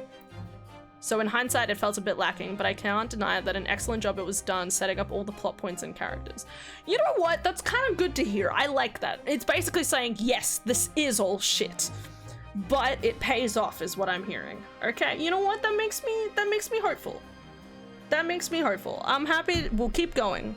Dai Gyakuten Saibon. Oh, is the Great Ace Attorney games. Wait, so they ranked them as 1 and 2 in this person's list? You're kidding me. That's how well it ends up. It can't end up. The person who wait, fucking reopening tab. Go back to the tab. That's crazy, because that means, so this is Reddit. That means in this person's thing, they were saying that they think the Great Ace Attorney games are 1 and 2 on their list. Like, what? That can't be right. That can't be true. Because at the moment, I'm having a terrible time. Okay, you know what? It'll be interesting. You know what? Forever drunk vampire with a rejuvenating magic cup. Listen, we love him. We will, you know, we will see. Yeah, I honestly believe, like, reading that comment, the fact that this is linked to the next game, makes me hopeful in the sense that even if this is bad, as I said, it's set up. It's set up, it's set up, and that's okay. I love that. Okay, if I may, Lord Zeeks, the defendant has just put forward a credible alternative explanation for what happened. Credible? Is that your considered opinion, Mr. Foreman? The defense's argument is a joke to which I barely know how to respond, but let me start by insisting that you must all familiarize yourselves better with the relative positions of those places being discussed. What do you mean by that? The angle? It should already be more than apparent that between the crime scene and the Garadeb house, rather wide street. She could have a good arm, you don't know. Which means that the Garadeb's house to the scene are some 50 yards. Around 14 meters. 14 meters. Oh, that's a little farther than I imagined. And as you ladies and gentlemen of the jury rightly noted as having pretentious significance, the fourth book was found in the victim's clutches. It really does sound like in every single one of these cases, can I just say that someone, well, not everyone, from 3 and 4, chapter 3 and 4, I feel like someone has messed with the scene, right? Like I'm only making this assumption because there is a Herlock Sholmes, but there could very much be a Moriarty who's just, you know, sneaking around, messing with the evidence a little bit, keeps going. In other words, the smoldering book wantonly, I hate that fucking word, ugh.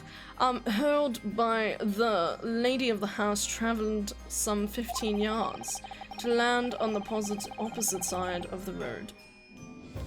Estania, do the British use yards as a way of measure?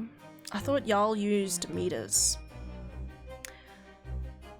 I think he's a douche. I did quite enjoy these, pacing notwithstanding. Okay. I can respect that. Okay, well, I'm still intrigued. I think I'm more intrigued. I think the thing that's also frustrating at this point is that okay, Herlock Sholmes is an idiot, but I love how they're setting him up and everything. And even like the girl, Iris Wilson, really cool. Love her. She looks like an absolutely fun character. But I've seen her once and him twice, and that is honestly a disservice because I want to see more of them. In this time period, they used yards. And look, British measurement systems are odd. Okay, no, that's fine. I just wanted to know because I was like, I didn't think they used yards. I thought yards might have been an American thing because there's like miles, but then I guess there's also, what's that other word? Acres? I don't fucking know how far an acre is. No, I don't think I know how.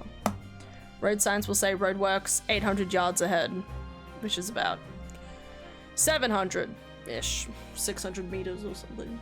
Okay. Ugh, okay. To land on the opposite side of the road, neatly between the collapsed victim's fingers and thumb. Is that your final conclusion, my deluded friend? And did the jackknife follow a near identical trajectory to plunge into the middle of the victim's back? This fantasy is somewhat stretching the notion of having a bad day for the victim, I think. Even those pathetic serialized detective stories are more believable plots. He's read them! He's a fan! Ah, I love this. I want to see him meet Herlock Sholmes and be like, oh my god, I love your books, okay? Like, he just turns into like a giggling obsessed mess, like, oh my god, can I have an autograph, please? Pretty please. I'm a big fan. Objection! You've got it right. How are you doing, Hokiko? Meters are generally used for things. An acre is the area of a rectangle whose length is 1 furlong and whose width is 1 chain. I also have no idea how much that is. What the fuck? That's the description? That's disgusting. I love acres. I love the term acre. Acre sounds cool, right? When you use the term acre, you're like, ah, yeah, I've got an acre of a farm back there, 1 acre for my chickens, 1 acre for my cows, 1 acre for my cats, okay? And it's just a good time, all right? They all keep each other in line, and the cats eat my chickens. It's really terrible, but they're well fed. A furlong is 1/4 of a mile. Yeah, no, I refuse. Get the shit out of here. I don't even fucking know how. I know a mile is like 1.28. Just use fucking 1, okay? I'm sorry. I think of a chain as the width of an ox plow or something. Crowns, please, no, stop this. The British are deeply unserious people. That's so funny because I'm sure some people would be like, oh my god, the British people, it's always gloomy and sad there. And it's like, no, when you meet, I would love to do a study of seeing like a group of British people and a group of Australians hang out and see what their vibe is between each other. By the way, random fact, I was Googling something. Yay! Congrats to the meds. I Googled something earlier today. I was checking the population disparity in Australia, if you want to call it that. Disparity, whatever. Groups, demographics, that's the word. Every time I forget it. And I found out that apparently in all of Australia, so we have 28 million people, right? So this is back in 2024 census. Out of 28 million people, 8 million people are from overseas. How crazy is that? That's like almost, not quite half, but like, obviously nowhere near half, but like, that's still like a sizable amount. If you think that's probably close to almost a third, a little under a third of Australians are born from overseas. And it said the top most people that have like moved is China, India, and England, which I just thought was weird because I'm like, who's coming down from England? Technically, we will take the piss out of ourselves with a straight face. Meanwhile, Australians will just laugh at your face and call you a cunt. Yeah, fucking idiot. There was an epic Ace Attorney reference in Haruhi Suzumiya last night. Really? I love that. There was something else I feel like I watched recently where it had an Ace Attorney reference and I was just like, oh my god, I love it. Might have been, my brain is telling me Love is War. But I'm not quite sure. Might have been something else. Half my team from Roku for a start. Seriously, like at least 2 leavers from my team went to Australia. Really? Why? What's here? I know we got like kangaroos and stuff. That's real cool. Do we have like do they keep getting attracted by the cool Australians over here? I had family over there. Okay. Maybe it's just more people have family in England than I realize. I definitely feel like I've talked to a few different people and they're like, oh yes, I have family in England and we go visit every so often. I've heard that at least more than twice. Like I want to say I've heard that up to 3 times, but I wouldn't say that's a statistical probability I should be following. But I also feel like that's 3 more times than I've probably heard of any other kind of place. And people are just fucking off to Australia as things get more shit. Well, that's only makes sense. It's only logical. We're doing vaguely okay. Vaguely okay. Provided that Pauline Hanson doesn't win the next election because people are apparently fucking idiots. Don't vote for the racist, you fucks, okay? By fucks, I mean my own other Australians, okay? I don't know what's fucking happening. I see titles on Twitter and I hope it's not true that it's like, one nation is surging in the polls and I'm like, no, she's racist. We're just gonna have a second Trump. Are you fucking kidding me? If she wins, I'm gonna stab a bitch. And by that, I mean I'm not going to, I'm gonna be upset, Twitch. Just saying. I don't like Pauline Hanson. People are stupid. Anyway. Alright, back into it. Can we get to the end of the game now? That prosecutor loves the sound of his own voice. I mean, I do like his voice. The serialized detective stories are pathetic, are they? How dare he? Maybe let's pick our battles. My lord, might I be allowed to speak? You may speak for the defense. The prosecution may consider the idea a fantasy, but what the defense has postulated was believable enough to persuade the jury to change its leaning. And as such, the court has a duty to explore this alternative explanation as thoroughly as possible. What else is there to say? To that end, juror number 4, Miss Joan Garadeb, must be called to testify and submit to cross-examination. Since alive, a cross-examination of a juror. I knew it was gonna happen eventually. I didn't think it would be case 4. I'm cheering for you over here from the American Century of Humiliation. Headbands. It's okay, buddy. You'll get there. Honestly, I'm convinced that that Trump's gonna die from a heart attack any day now. Fingers crossed. Not that I wish ill on another human being, Twitch, of course. No, Hope Springs Eternal.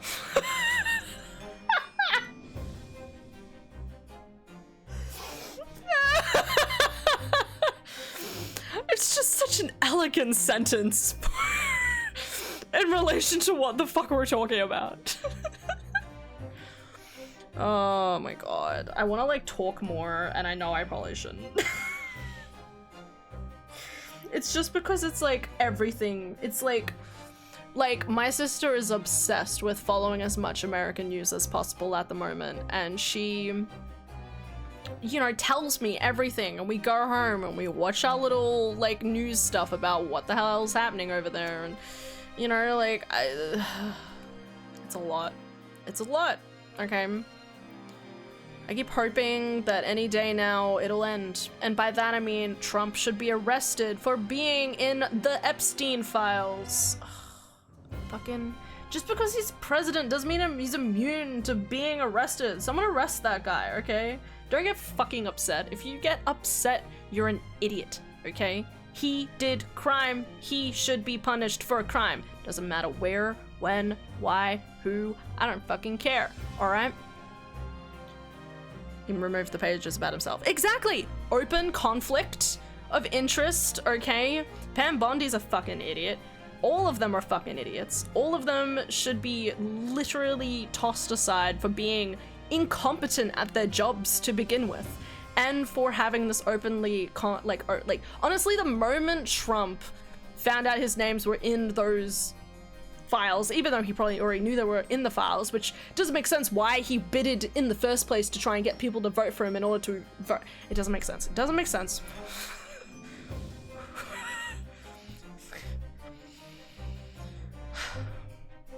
The point is that it was a conflict of interest, and he shouldn't have been allowed for anyone who knows and likes him to like mess around with those files. Just release them.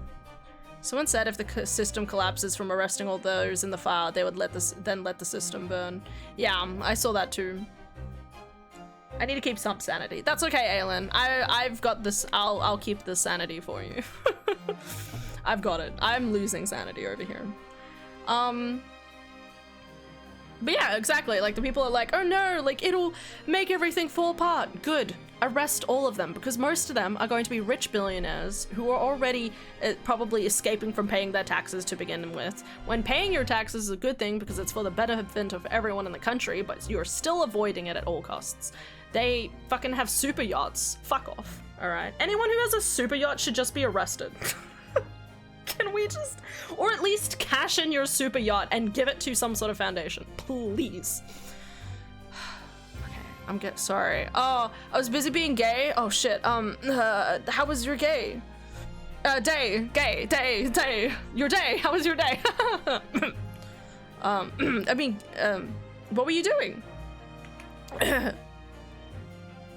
It was good. Good. How was, what type of gay day was it? We're about to be in water bankruptcy, I saw this morning.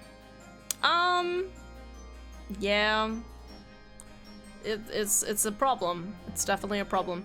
I'm only saying that because I've been dissociating, crocheting things ever since me and Ray and Ashley were hanging out. That makes a lot of sense. Okay. I was trying to think, like, what game were you playing that was that gay? Can't with anything anymore.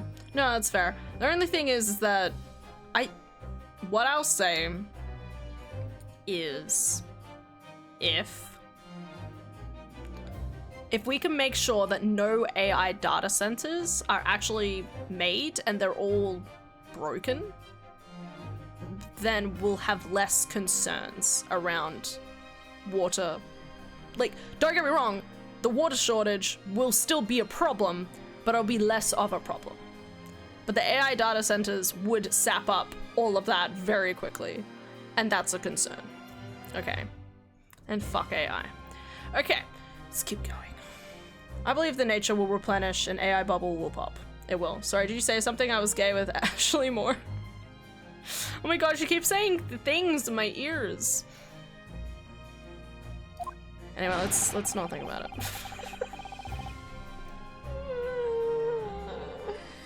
Oh, all I want to do is live till I'm like 80 and die in a comfy chair. Like, I don't know what else I could possibly want from this world. Love you. I love you too, Lily. You should be gay. Can't wait to be gay with you next morning. Same. It's gonna be great. Can we kiss each other in Baldur's Gate? We can't romance each other in Baldur's Gate, can we?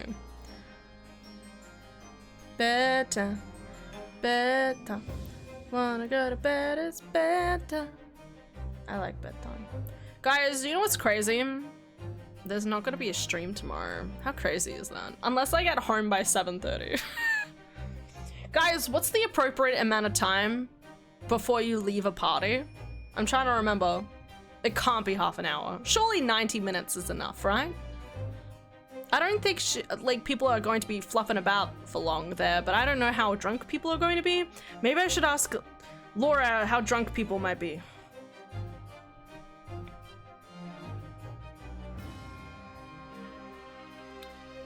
Two minutes. I like your thinking. I'd say an hour or two is plenty. Okay. Because as I said, there's a very small chance that I could get home before 8 and just start stream like usual and pretend like nothing happened. Or, on the other hand, maybe I have a great time and I stay there till 9. That would be crazy. Don't know why. Especially considering it's a housewarming party, so it's very much like a, great that you have this going well for you, and just like let them hang out, you know? An hour or two are plenty. Forgot you told me on Monday. We'll see. Anyway. Objection!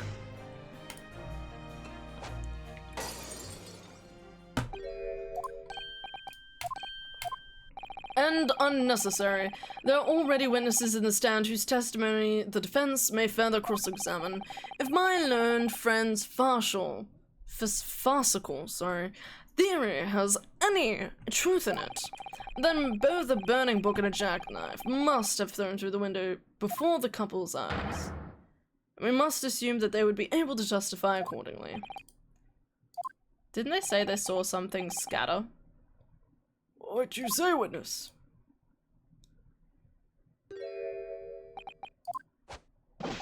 Yes, Constable Rowley Beat reporting for duty, sir. Well, good morning, officer. Sorry for dozing until now, sir. I haven't slept for a month on account of a villain who's appeared on my beat, sir. Oh, they're so heroic, these London bobbies. Patricia, my darling, I've been neglecting you, but no more. Oh, Rowley, my hero, you make me swoon. So he's properly awake now. And all the witnesses in the stand to testify again. Yes, sir. I mean, good on him for being more awake now. Well, I'm doubting that. This case has nothing to do with Mr. and Mrs. Garrett. Believe me, Leonard Bobby is good for his word. You see, sir, the window on the top of the floor of there are top-hinged casements. Obviously, it's not, if anything had been thrown out the window, I would have seen it. I did leave the scene to go and fetch help, but my trusty Rowley was there to make sure nothing was disturbed. I didn't take my eyes off the crime scene for a second, sir. Nothing strange to report on that front, sir. Ugh. Housewarming party. Crank up the heaters, turn on the furnace, get the AC. We're warming this place up. We do not need that. It's Australia. I'm still deciding what I want to do in terms of my 30th. We play board games and card games at parties. That sounds pretty good to me. I'm just happy with candy. So, you have narcolepsy? That makes a lot more sense. That, details are not in the police report. Wait, sorry, what was that? Well, this is quite startling. Top-hinged casement windows. The details was not in the police report, Constable. Yes, I'm sorry about that. I must have been a little drowsy. You cannot excuse your sins with drowsiness every time, Constable. No, sir. Sorry, but what exactly is a top-hinged casement window? And you cannot excuse your ignorance with such trite remarks. Yeah, I can. I found it, Mr. Naruhodo. Cast your mind back to the window in Mr. and Mrs. Garadip's room. Alright, I'll try. So the window opens in order to allow air to circulate inside the house. Okay. But as it's a top-hinged casement window, it swings open along the upper edges, you see. Okay. I'm glad you've rectified your ignorance. A casement window's most prominent feature is its stay a metal bar, which prevents the window from being opened beyond a certain point. Okay. It prevents its opening. This is all news to me. Absolutely correct, sir. In other words, if a book or knife were to have been thrown through the window, it would have clattered against the pane and fallen straight down to the pavement below. Oh shit. Well, that's it. Case done. Let's go to bed. No. You've seen the problem then. Good. Your education in Windows is complete. Thank you. I'm doing my best. It was hot yesterday and cold today. It's just gone backwards and forwards. The one that swings out from a hinge at the top. Okay. Just... Anyway. There was never any possibility of either the book or the knife traveling 15 yards over the road. You know, that's a really good point. You're right. Can we just end this case? Unless the window pane had been shattered, something we've discounted already. That can't be. Did you see that, Rolly? That young Japanese man just collapsed in agony. Oh yes, darling, I saw it. I saw how he crumbled before me. Oh, Rolly, you're so strong. God, why do I love them so much? Maybe I just want what they have, you know? Counsel, if you drag yourself upright again, it's cross-examination time. My lord. I'm just saying, we really are grasping at straws here. Straws, very thin straws. Hold it!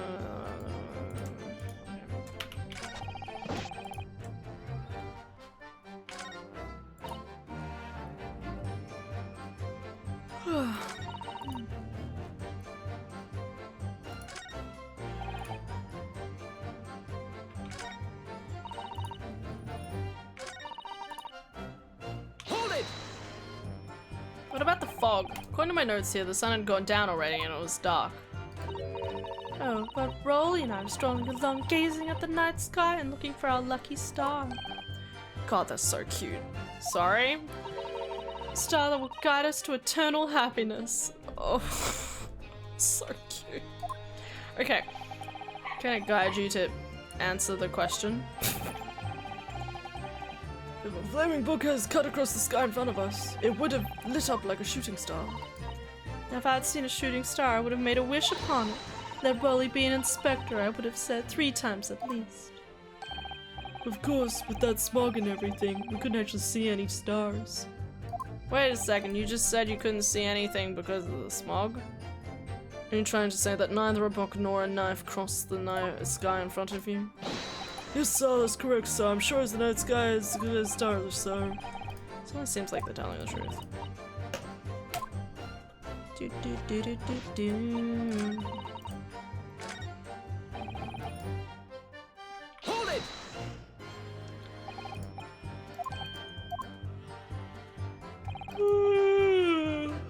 I already said that.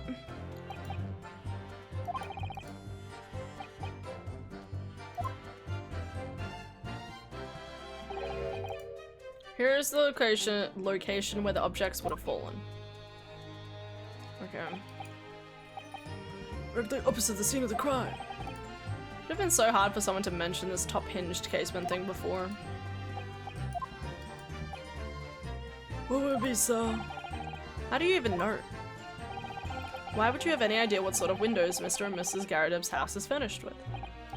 Oh, well, sir, that's very simple. You see, I helped with the investigation yesterday. Excuse me. I'm losing all the moisture in my mouth. Because I always seem to talk all the time. I don't have any more rhymes. And we keep on playing all the time. You look, well, delighted. Is there some particular reason for that? Oh, I was just remembering. That's all. We really were so lucky. Lucky? What do you mean? Well, of course I feel terrible for the poor woman who was attacked. Don't misunderstand me, please. We were just so lucky it didn't happen on Rolly's beat. We were so close, you see. Oh, I hadn't realized. Oh, yes, that street, Briar Road, that's the boundary between Rolly's beat and the next one. Isn't that right, my love? Constable beat. But time for Paw lip balm. I feel like there was a reason why I didn't like that, but why?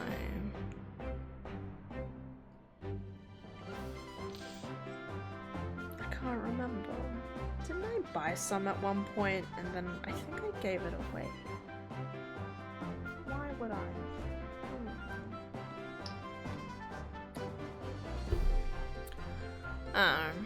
Just thinking things. I'm like, if I bought like because they're giant tubes, like what did I do with it? But I don't think I would have given it up. Like, do I have Paw lip balm sitting around the house that I don't remember? Who fucking knows? I can't see. Alright. Okay. Don't worry. Just look at my shit. Oh, yes, that's right. That's the reason I was helping out with interviewing the occupants of the Garrideb household yesterday. That was on my beat, you see, so. Huh. This really was cutting it close then. Constable, I wonder if you could clarify something. The Garrideb household is on your beat. Does that mean that the pavement next to it is as well? Outside Mr. Garrideb's house? Yes, ma'am. The pavement on that side of the road is part of my beat. I see. I was unaware of that. Just think, if the woman had been attacked just on the other side of Briar Road, we would never have been able to go for that meal to celebrate our wedding anniversary. Hold the fuck on. Does this give them a motive not to do the killing, but the motive to move the body? They have a motive to move the body. Like, can you just imagine them sitting, seeing the murder just outside the window, and they were like, oh no, I don't want to miss out on our holiday. So let's just move it to the other side of the street. That's fucking stupid, man. Okay, wait. So I don't know what beat means in this regard, but it sounds like what they're saying is that, like, past this side road is, like, this is Rolly's beat area, and then on this side it's the other constables. That's what they're making it sound like. Okay. Oh my god. But that's the life of a Bobby after all. Extraordinary people, our Bobbies, tirelessly working for the benefit of all Londoners. Do you know what I think? I think it was the Lord's goodwill of rewarding my Rolly for his hard work. Don't you think, my darling? That must be it, Pat, my love, that must be it. Perhaps we should make sure we have the information officially recorded.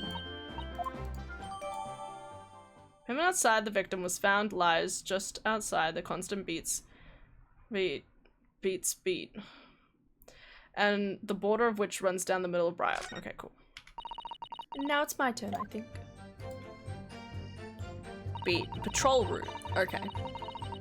I like that you guys basically said the same thing. Like I'm being a British slang translator. Well, it's just... I have no idea what's happening. Let's go back to Japan, guys. I understand Japanese stuff way more than anything in England. I've watched too much anime for this.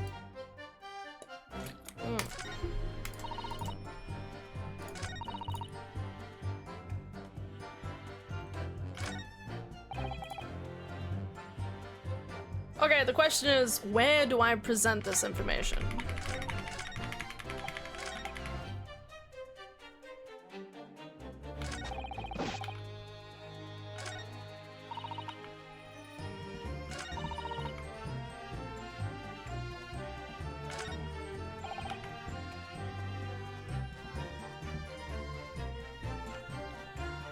But again, this is a situation where it's like his word versus our word. Like, I don't know.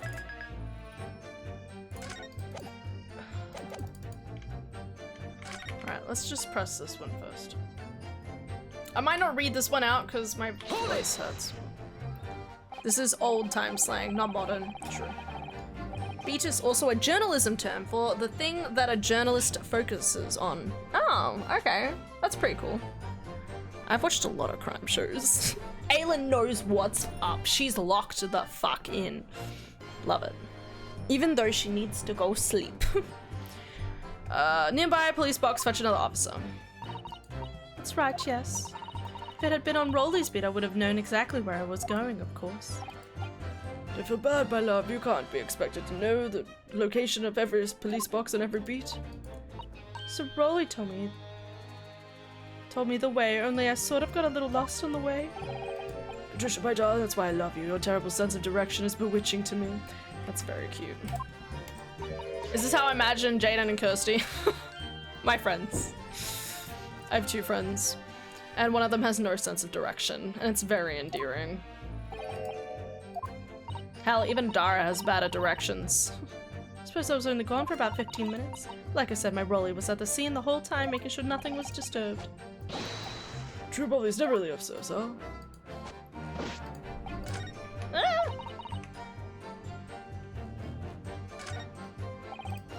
Hold it!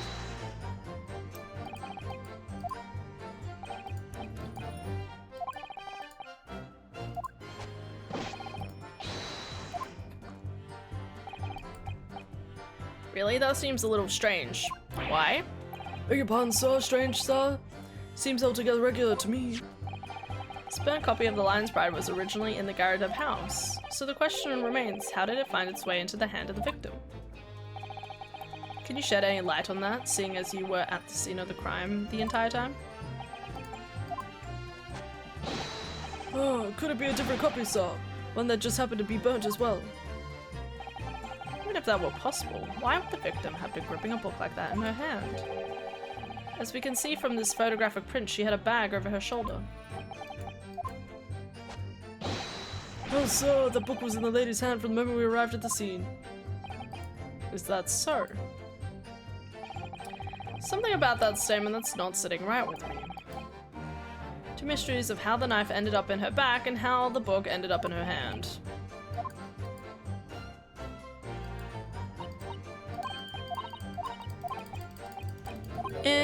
Information is just gonna get you somewhere. Information. Oh god, this is still going. Stop! Okay. I think we want to go back to the last statement.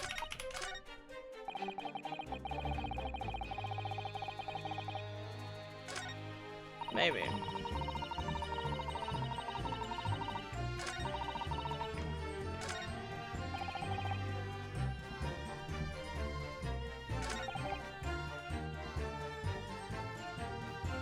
I don't think I've pressed Hold it!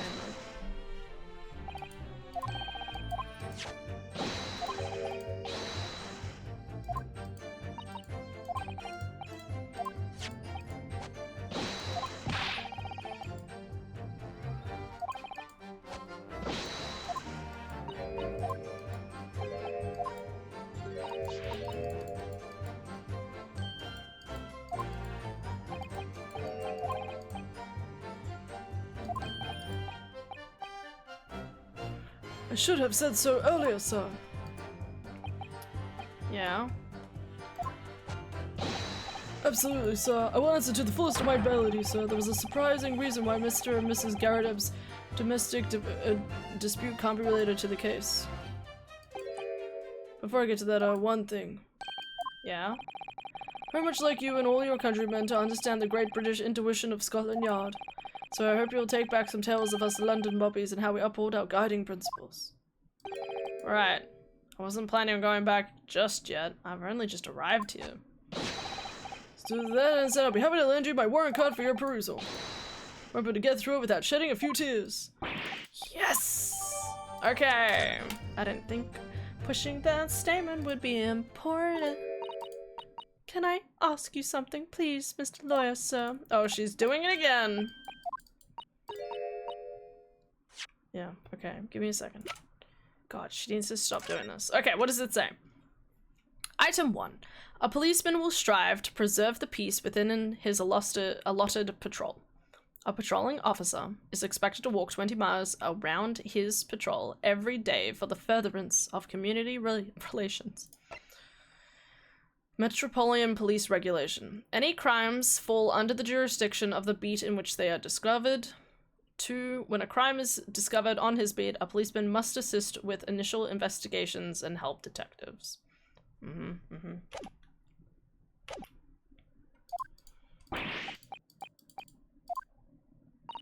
Please, just because I'm a woman, it doesn't mean my testimony any less valuable. I just see as the wife of a policeman, but I'm a woman of my word. Oh my god. No excuses, I don't want to hear it. My voice will be heard. My lord, you'll let me speak, won't you? Yes, Mrs. Beat. I will allow you to supplement your testimony if you so desire. That was a very loud mutter. I heard that. That man thinks a policeman's wife's words counts for nothing, does he? Well, watch out, sir. I might let you get away with something like that, but my Rolly won't. Duly noted, Mrs. B. Please, I humbly ask you to continue. What could she possibly be about to say, I wonder? I know what I saw. My eyes never let me down. My sense of direction is a little off sometimes, though. Wait, sorry. Why did she want to add that?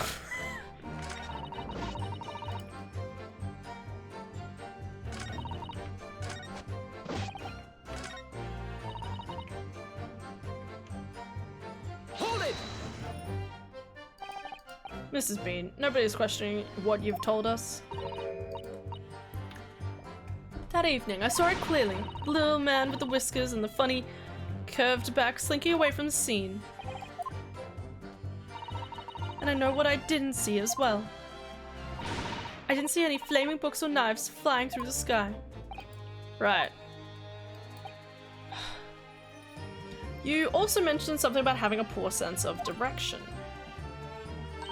Oh, yes, well, it's a little embarrassing, really. I'm always ending up at the wrong place when I've made arrangements to meet Rolly. Never gets cross. He gets ever so cross. Excuse me. So, just saying that as... saying he would have missed his anniversary dinner if he was on his beat. Just saying that as a historian of British stories, I can confidently say that I have not been paying attention. I will still form a strong opinion and be stubborn about it, though. My brain heard shitting a few tears. You know what? That might be correct. You don't know. Maybe I did say shedding a few tears. Shitting a few tears, you know. Shitting a few tears. Tears. Who knows? It's all the same, right? Maybe. Constable Beat, is there a problem? Admit it. Admit it, you motherfucker. Admit it. No, sir. No problem, sir. Did your wife remark just now bring something to mind? Oh, sir, in a way, yes, sir. I was just remember that the same thing happened that evening, sir. Huh? You mean Mrs. Beat lost her way on the night of the incident? Well, you see, I sent her off to find a police box in the next beat over from mine. She was gone a fair bit longer than what I was expecting. Thought she'd be back inside 10 minutes, but my darling was gone a good 15. Oh, Rolly, you're such a tease. The reason I was so long was because of the bouquet, silly. The bouquet? Sorry, what bouquet are you talking about? Oh, it was a present for our wedding anniversary. Rolly's so romantic. Saved up for it with a farthing and half pennies he found in the gutter while doing his rounds. What? Yeah, how romantic. I'd forgotten all about it until just now. Had you my darling? Oh, oh yeah. But that was just between us. No talking about it to anyone else, darling. You have to promise. Really? Oh. What was that about? Looked very obviously troubled during that exchange. I'm afraid I can't offer any useful insights. Ask me about the bouquet. Alright. Mrs. Beat, this bouquet you just mentioned. I'd like you to add details about it to your testimony, please. Oh, really? Yes, I'd love to. Van Zeeks is so done. I love him. I hate him, but I love him. What happened was I dropped my bouquet and ended up losing my way for a while. Hold it! God, we're still going. Let's go. You mean you dropped the bouquet at the scene of the crime? Yes, that's right. Oh, I was so upset. When we ran over and saw it was a woman with a knife in her back. I was so shocked I dropped the bouquet Rolly gave me.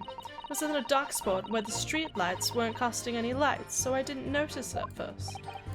And then you went to the police box to report it to the policeman whose beat it was on. Yes, and I came back to the scene together with the other constable you see. That's when I spotted my bouquet again. But the funny thing was, when I went to pick it up, it was nowhere near the victim's body at all. There you go. In case you need reminding, Mrs. Beat, the victim is not deceased. I was all flustered for a moment before I ever heard a voice calling me over to the other side of the road. Your husband, presumably? That's right, silly me. I'd gone over to the wrong side of the street. Although I'm going to blame the bouquet this time, can't think how it got there. I really can't. Yeah. Isn't it? But the worst of it is, I forgot to pick the bouquet up again when we left the scene. Did I even see it on the road outside anywhere? Maybe I did. A beautiful rose. Rolly bought me, but the change from the gutter he spent so long collecting. By bouquet, do you mean this sorry solitary rose? Oh yes, that's it. That's the bouquet Rolly bought for me for our anniversary with all bits of change he found in the gutter. Maybe just call it a rose. Tell us, Lord Van Zeeks, where did you come by the flower? According to the report by the police officer in charge of the crime scene investigation, it was found on the edge of the pavement in front of the Garadev household. Although it wasn't noticed until the morning as it lay where the street lamps cast no light. It was believed to be no relevance to the case since it was found out the opposite side of the thoroughfare. Oh, thank you, sir. Thank you. Could I have it back now, please? No.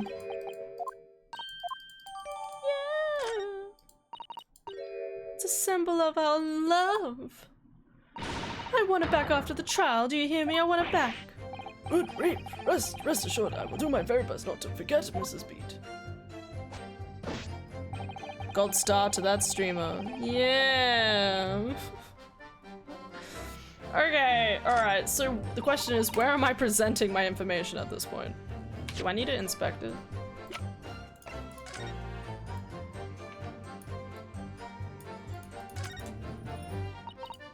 English rose. Beautiful flower. Do you not take an interest in flowers? I wouldn't say that exactly. I do know 3 types at least. 3? Plum blossom, peach blossom, and cherry blossom. What do you mean? You should know more than that many types of flowers. Everybody knows a good number of flowers, okay? Okay, just don't think about it. I dropped my bouquet and ended up losing my way for a while. Okay, I gotta find the right way to, but my trusty rollerball was there to make sure nothing was disturbed. Okay, so what I'm trying, okay, this is hard. Because I have the warrant card, but I also have the flower. The shock of seeing the stabbed victim caused Mrs. B to drop the rose where she stood.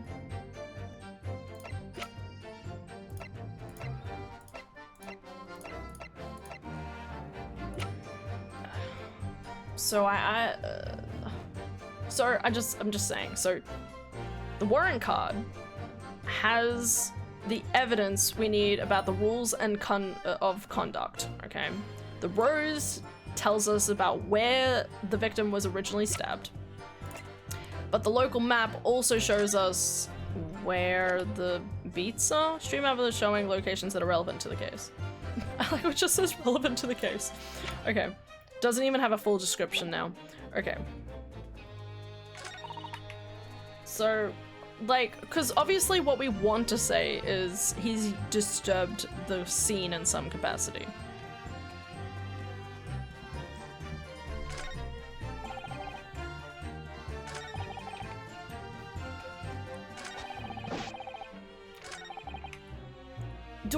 Do I want to conflict this?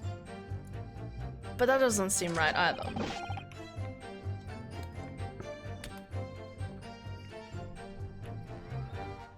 Where she stood, I think, is first.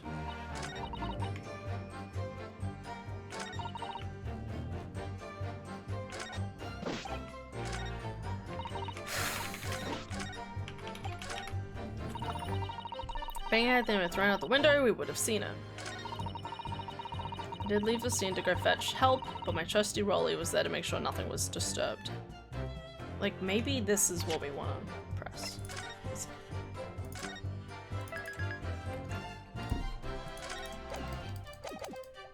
Ah, no, we'll try it out. E?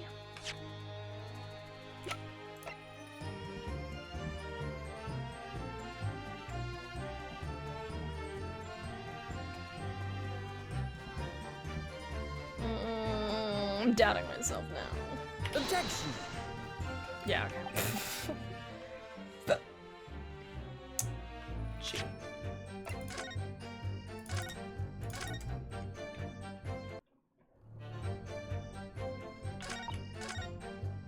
Shit. Wrong way. Not about throwing.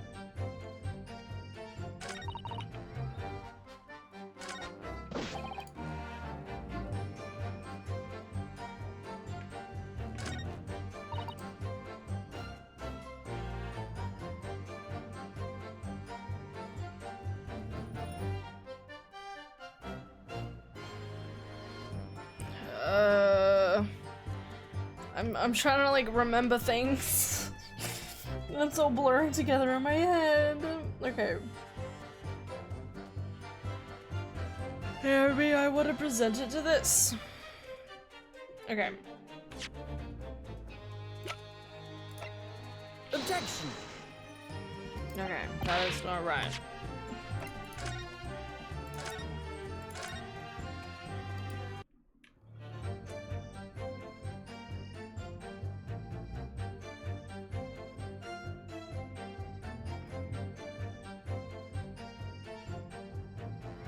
Like, maybe I want to present the map. You know what I mean?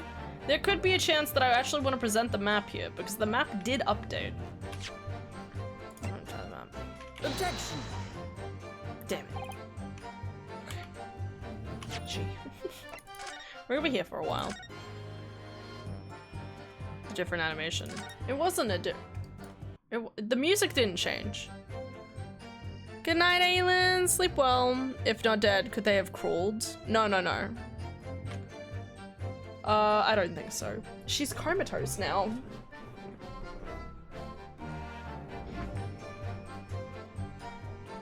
I didn't think that was it. It was hand on the bench, not arm in the air. I thought it just alternated. Usually the music stops when it's right. Which one was it? Was it this one?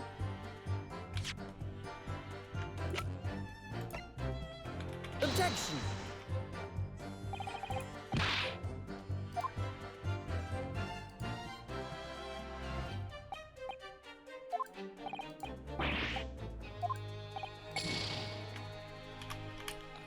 Oh, fuck me.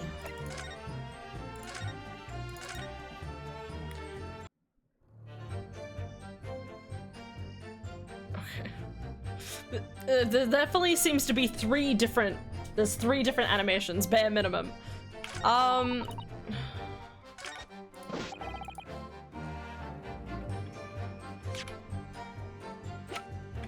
Objection!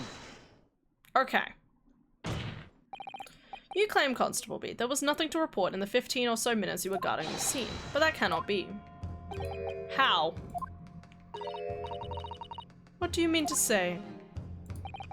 In your testimony just now, Mrs. B, you explained that to the court that when you arrived back at the scene of the crime with the policeman assigned to that beat, the bouquet you had dropped at the victim's side was no longer anywhere nearby. Objection!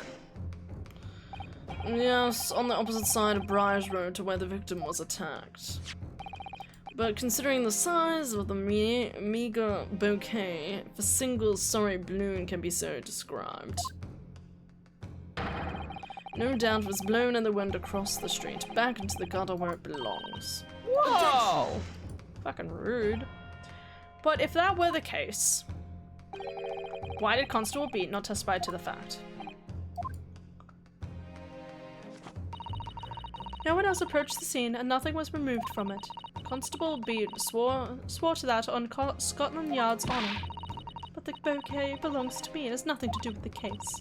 That's why Rolly didn't mention it, I'm sure. No, because sadly, it's not only your bouquet we're talking about here.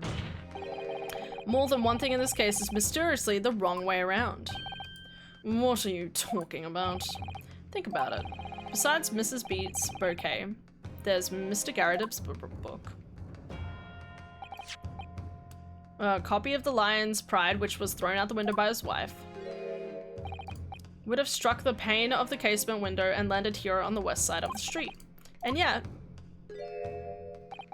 it was actually found here on the opposite side of the road in the victim's hand. Meanwhile, according to the testimony we've heard, Mrs. Beat's bouquet should have been dropped here at the scene of the crime on the east side of the street, but in fact, was actually found here on the opposite side of the street in front of Mr. and Mrs. Garridip's house. There's no logical explanation for those things, unless someone deliberately moved them.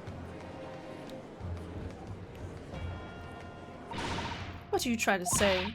The way you're talking sounds like you think my Rolly's done something wrong.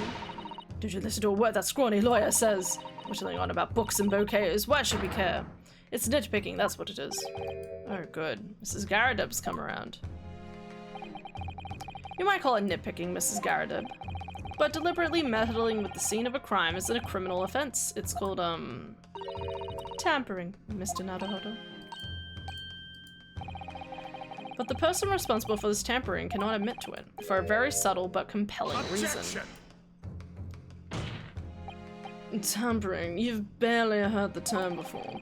Tell us, my friend, who would possibly have cause to carry out such an elaborate deception? Someone who would tamper with the scene for the crime? Okay. Counsel, I must admit, you substantiate this conjecture. Okay. This guy. Take that!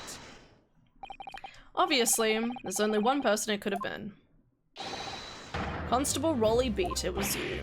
What? A policeman? A member of Scotland Yard? What nonsense. Why would my Rolly do something like that? There's no one straighter than my husband. No Bobby works more tirelessly for the people of London. Mrs. Bean, you said in your testimony that your husband asks you to go to a nearby police box to fetch the officer on duty. The 15 minutes that you were absent from the scene is the only opportunity anyone had to tamper with him. You're making it up. It's all nonsense. It's all lies. What about the man with the whiskers? I bet it was him. He did it. If that was true, Constable Beat would have seen him do it. Oh. And forgive me for pointing it out, but when you dropped your bouquet, Mrs. Beat, it was after the defendant had fled the scene. Well. Objection! First you make accusations about the landlord and his wife, and now you incriminate a police officer and policeman as well. But your accusations lack a very important thing. You claim the crime scene was tampered with. But there's only one reason anyone would commit such a reckless crime: to hide something. That's right, he's right. But my husband and I just happen to be there, that's all. So why would we have anything to hide? It doesn't make sense. You've offered no motive for this alleged tampering. Until you do, your accusations are nothing but empty threats. Okay, so now I present the book. Have you managed to solve this mystery? Bro, this was such a crazy case, can I just say? All of this was such a crazy case. Where the book fell, where the victim fell.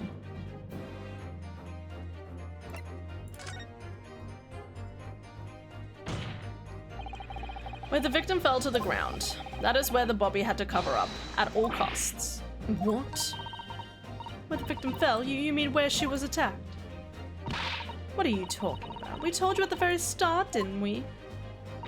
On the pavement of Briar Road, we saw it happen, remember? It was right here, as if anyone didn't already know. That's certainly what everyone has been led to believe. But in fact, that isn't where the victim was stabbed at all. What? What?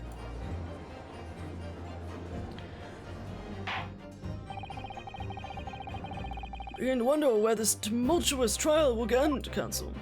Basically, we're ending this with, yes, Mrs. Garadeb did accidentally stab a woman by throwing a knife at a window and somehow it clinking into her back, which is insane. How? If that's your assertion, the court is dying to know. Where are you proposing the crime actually took place that evening? So across the road, right here, somewhere. Take that! I think that's close enough. But that's on the opposite side of the road. I don't understand. On the evening in question, Mrs. Garadeb's book fell directly down from the window above, and your bouquet, Mrs. B, never moved at all. What did move was the scene of the crime itself. Good gracious! Objection! Perhaps you haven't been listening to the ample testimony the court has heard. But these witnesses saw both the moment the attack took place. That's right, I saw it with my own eyes. It was 5 o'clock in the evening and already dark. There was the typical London fog on the ground. When you saw the incident unfold and ran to the victim's aid, that was actually on the west side of the Briars Road. No, that's not true. It can't have been. Constable Beat then arranged for you to be absent for a while by sending you for help. And during the 15 minutes you were away, he transplanted the crime scene. He moved all the things shown in this print, the victim herself, the 4 books. He moved everything, in fact, to the pavement on the east side of Briar Road. Extraordinary! But the constable overlooked one thing. What? What did he overlook? The bouquet, I presume? He's getting it. Exactly. The prosecution told the court just a few minutes ago about the discovery of the rose bouquet. Lord Van Ziek said it wasn't noticed until the morning, as it lay where the street lamps cast no light. Yes, it couldn't be seen in the dark, obviously. Which is why it was only the bouquet that was found in its original position on the pavement, opposite side of the road. And that is the defense's theory about what really happened that evening. How do you respond, Constable Rolly Beat?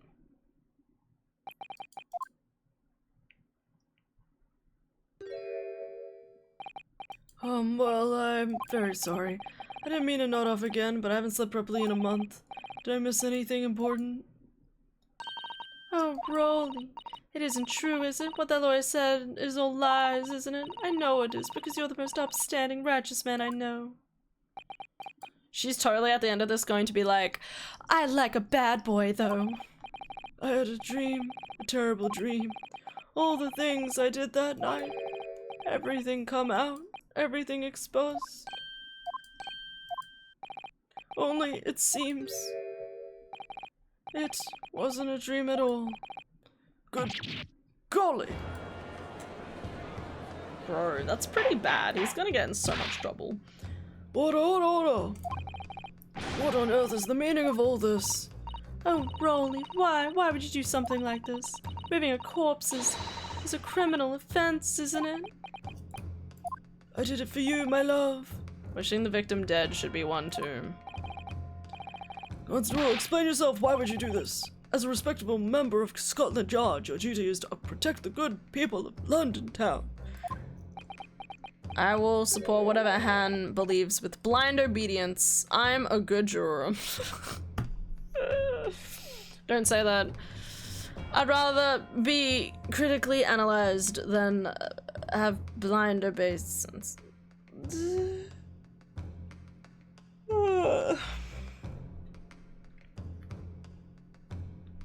Gotta give people the benefit of the doubt, right? I'm really ever so sorry about this, for damaging the yard's reputation, for everything. I have a possible explanation. For why on that particular evening, Constable Beat felt compelled to move the scene of the crime. I can think of one reason. What? How could you possibly know? You're... God, bro, presuming to understand the minds of the Scotland Yard policemen. And yet, good Lord Van Zieks, Oh my god, why are people so rude? I believe it would be beneficial to the court to hear this extraordinary young lawyer's theory. Insert joke. What?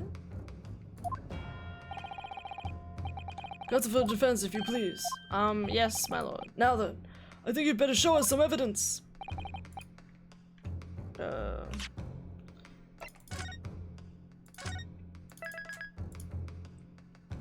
It's been a long case, man.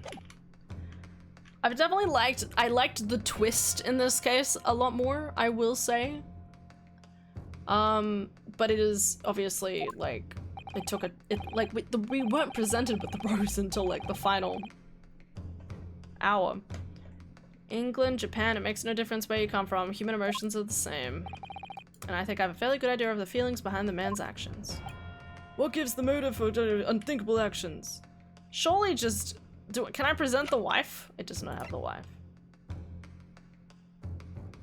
Take that! I realize that I'm a foreigner from these lands, and I have only just arrived from Japan, which is why all this information about London's so-called bobbies is completely new to me. I've learned that through, though honorable, patrolling the beat is the most demanding work in the world, for example. Keeping the peace, looking after citizens on the beat is all kinds of ways. No doubt that a young bobby is charged with a great deal to do each day. But for Constable Beat, the day in question was special. Special how? On the account of the bouquet, my lord. Oh yes, it was our first wedding anniversary. Constable Beat had worked so hard to be able to afford this simple gift for his wife, and was looking forward to taking her out for his celebratory meal. When he and Mrs. Beat stumbled upon a crime along the Briar Road. He's getting it!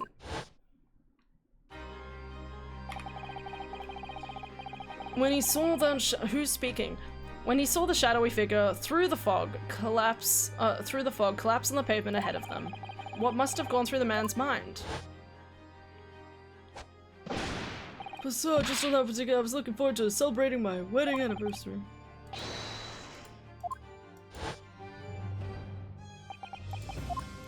Poor guy. But this is the warrant card that Constable Beat offered to lend me earlier. Inside, among the rules for patrolling policemen, it says, when a crime is discovered on his beat, a policeman must assist with initial investigations and help detectives. Oh. Constable Beat, is that or is that not the reason why you moved the whole scene of the crime that day? Yes. Everything you said is, it's alright. So that's it. It was all to do with the boundaries of your beat. Oh. Exactly. To summarize, the incident actually occurred on Constable Beat's beat. Good gracious! Constable, do you realize the gravity of what you've done? It was the first time since I became a copper that I'd ever cursed God. Stay close to me, Pat. The criminal could be lurking somewhere. As we ran over to the scene, I had every intention of doing my duty as a police officer. We could report this to the station as quickly as possible. But then it dawned on me. I realized where we were when the victim was lying and what that meant for me. Why here? Why'd this have to happen here? And why tonight of all nights? Why? In my estimation, the constant rudeness Ryunosuke faces is part of one of the core narrative themes of the game of being a stranger in a foreign land and persevering and thriving in the face of that hostility. And also the speech Ryunosuke is giving. I mean, that's fair. It's just a lot of him, dude. It's a lot. It's a copper's job to guard the scene of the crime, so I told Petra I'd have to go to the nearest police box. It was then, when I opened my mouth to speak, it just came out. I couldn't believe the words that were coming out of my own mouth. It's the next beat. This is the next beat to mine, Pat. So we have to go get the police book that covers it. Turn right along Measham Street and then...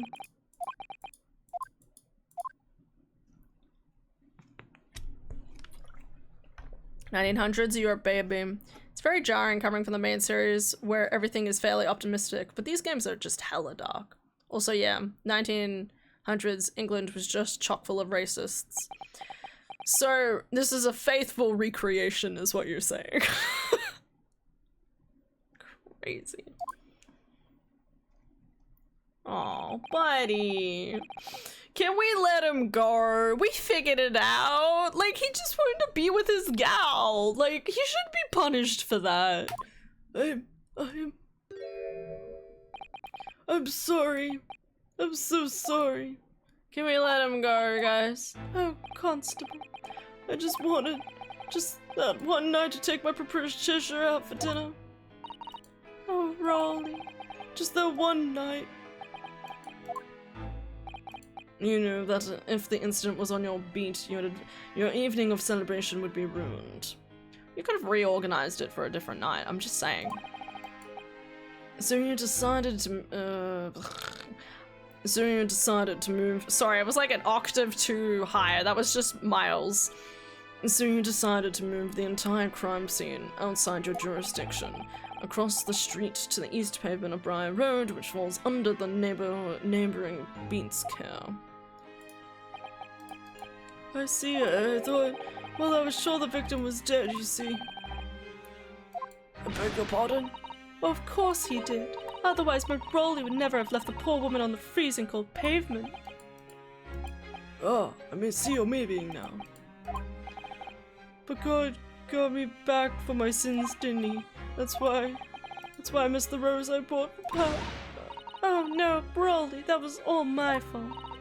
I should never have dropped in such a dark place. I'm so sorry, Rolly. Regrettably. And can you tell us, Constable, how many books did you move from the one side of the road to the other in total?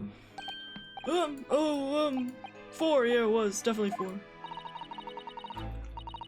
3 of them dropped by Mr. Natsume, and the 4th being the one that fell from the window upstairs in the Garadeb house. Still a weird name. But what made you place that book in the victim's hand? When all the books were scattered haphazardly around, I mean. Oh, well, that's because that's how I found it. How you found it? What do you mean? When we first ran over to the scene, the victim was already holding the book. So when I moved everything, I made sure it was still in her hand. You're sure it was this book that the victim was holding? Oh yes, sir. Nothing about it, sir. Interesting. Maybe she caught the book. Surely what happened was she saw the book, okay, caught it, and then was like holding onto it, and then the knife fell. Like, obviously the book was the first thing she threw. Am I really going to have to go through so much dialogue just to figure that the fuck out? I thought it was an open shut case at the time, you see. There was only the 2 people at the scene, and Pat and me both saw it happen. However, which way you looked at it, it had to be the fellow who ran off who'd done it, I thought. Couldn't see the harm, really. I didn't think moving it all over the road would make a jot of difference. Suppose this is it for me now. I've had it. My lord. Yes, Lord Zeeks. I believe this concludes the cross-examination of the witnesses. Constable, you may withdraw. Oh, that's nice of him. Mr. Prosecutor, sir, what will become of my Rolly? What will happen to him? For now, you're free to go home. The police will contact you in due course. It's very nice of him, honestly. Please don't punish my husband. This was all my fault. It's because I'm always moaning at him for coming home late. Even now, Pat, let's go home. I'm tired. I love them. Best couple ever. One last thing, Constable. Sir? Let this be a lesson to you. In a criminal investigation, every detail matters, however insignificant it may seem to you. Yes, sir. Carve that lesson in your mind. He's so pretty. And never again make the mistake of tampering with the scene of a crime. Never again, sir. What you mean to say? Leave now. This trial is not yet over. Yes! He's not gonna be. I believe in him. Oh, Dracula's being nice. I know. I've been waiting for this moment my entire life. The last week, which has been so painful. Oh, okay, let's fucking go. I'm proud of you, Zeke. Look at him. My man, he's so good. I love him. Okay. You know what they say, trust sexy vampires, okay? That's just how it goes, okay? Trust TSV, okay? That's what we believe here, guys. We believe in the binding code of the TSV, trust sexy vampires, okay? Every single one, okay? There's always some sort of silver lining to them, okay? And it makes them hot, okay? I believe in your objectively correct theory, Hannah. Every time, Lily. Every time. Crazy. Well, quite a startling revelation, I must say. Whoever thought of a third party transplanting the entire scene of a crime like that? Indeed, my lord. Nevertheless, there are some immutable facts here. Principally, that the accused, Mistress II, Natsumi, is the only person who possibly could have committed the murder. Nope. No, I disagree. Now that we know the true scene of the incident, there is someone else. Garadib. Forgive me for being presumptuous, but I believe the prosecution is probably well aware of this possibility already. Lord Van Zix, is this true? Can we stop talking? This entire game. Man, I'll be honest, I really thought we were gonna get through this case real lickety-split. And it's still going. Name the person, if you will, if the further investigation is warranted. Can I just say, again, it sounds really disappointing that it sounds like this was just a case of the wrong space, wrong time, you know? Take that! Like, she didn't mean to throw a knife out the window and didn't mean for it to land on somebody. It was a complete accident. Same request as earlier. I want to reveal the truth about the case. Mrs. Joan Garadib. What? Me? Dare me? That request has already been denied. The situation is very different now. Mrs. Garadib, answer me this. What do you want now, you little toad? At the time of the incident, you were engaged in a violent argument with your husband. In the course of the argument, a minor house fire was ignited, and to clear the smoke, your husband opened a window that looks out over Briar Road. Well, what of it? You threw this book at your husband when he was cornered with his back against the window. Upon striking the pane of the top-opened hinge casement window, the book plummeted directly below, finding its way to whatever we now know to be the true scene of the incident. Yes, and as I said, what of it? During the argument, you were beside yourself with rage. As such, you threw not just books, but anything you could lay your hands on. So, let me ask you one more time. This knife, the one removed from the victim's back. Have you really never laid eyes on it before? Oh. No, I don't recall it. Seriously? Am I supposed to remember everything I picked up and threw at my husband? Anyway, the man over there is all that regalia, so members of the jury needn't testify, didn't he? Conveniently, yes. Objection! No, I have no recollection of saying that at all. Juror number 4. Oh shit. Oh, he's helping us! Finally! Make no mistake, your jurors are not special in any way. You are not immune to the judicial process. Yes. Edgeworth, me daddy. If you know something about this knife, madam, let the truth come out. The truth forthwith.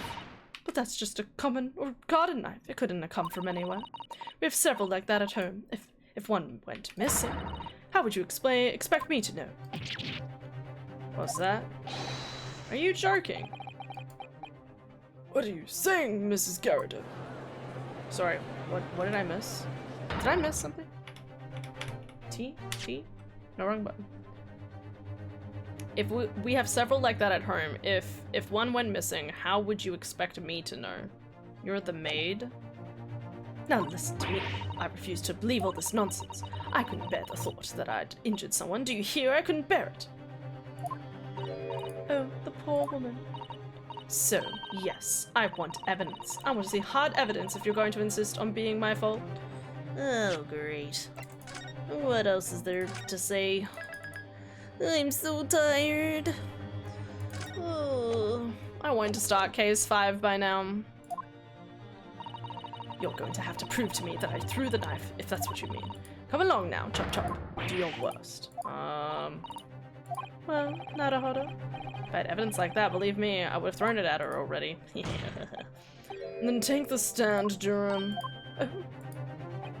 The prosecution does not object to the defense's request to cross-examine this woman. Thank you, Lord Van Zeeks. Yes! Let's go, Edgeworth. Let's go. Let's go, Edgeworth. Let's go. I want you to witness testimony. This is getting interesting with prosecutor working with us, though. I have to admit, I feel like I thought the same thing with the ACE attorney. Right? Like, Edgeworth was a stick in the mud, and then he starts working with you, and you're like, suddenly I'm all in this, let's go. I told you Lord Van Zeeks wasn't that bad. I believe in sexy vampires. As I said, trust sexy vampires. TSV, okay? Believe it! Make a t-shirt! The TSV. Mark my words, in this court of law today, we shall extract the truth. Yeah, let's do it. Oh, yeah, that's what I'm hoping for, my lord. That's what I'm hoping for. Can I go to bed? I'm sad this isn't even the end of the course. For the first time since arriving in country, it actually feels real. I actually feel the truth. I'm here in the Old Bailey, and I'm a lawyer. Yeah, the last case was kind of shit. Witness, name and occupation. Oh, yes, my name is Joan Garrett, and I'm, well, I'm a juror, and such like. Sounds even more she doesn't know if she's a housewife or a maid or what anymore. You will tell the court everything that took place in your household on the evening in question. And I warn you, do not attempt to hide the truth. Oh, dear me. Chin up, Joni. Nothing to worry about now. Aw, he's there. And his face is healed. Oh, I didn't know you were here, John. Oh, he put on his medal for her. Oh, I'm so sorry. Let's let him go. It was all an accident, guys. Wasn't only you in the room that day, old thing, was it? Rather think I ought to testify as well, don't you? But what about your knee, dear? Don't you worry about that. Hardly noticed it. So cute. I know she was angry at him and everything, but this is so cute. I'm not the sort of chap to leave a comrade to face disciplinary action alone. Oh, John. Presume you are Mr. John Garrett. Putting on the plate. Yes, sir. Former 2nd Lieutenant of the 3rd Regiment of the 4th of Northumberland Land Fusiliers, sir. Shared my first scene of action and now living the quiet life, as it were. The quiet life? Were you not engaged in incendiary battle with your spouse on the day in question? Quiet? This may represent it first in the proud history of the British court. Yeah. The court will hear your testimony now, jury number 4, and that of your husband. Sir, at once. Rings, have you considered you're a sop? Yeah? Of course I am. Are you kidding me? I love a good story. I love a good romance story, okay? I want them to be happy in the end, okay? That's why, do you see me the type of person to watch any fucking thing that ends with, like, the other person dying? No, of course not. I don't want a sad ending. Life is harsh, okay? And I need happy endings in my life, okay? And I want to see the people be in love at the end, okay? It's fucking cute. Every day of my life. God, I'm tired. You know, maybe I'll just go to the toilet for a bit. For a bit, you know. Wait, let me read through this and to get through the testimony. Yes, on the day you're referring to, the wife and I did have a bit of a skirmish. Can't recall the reason now.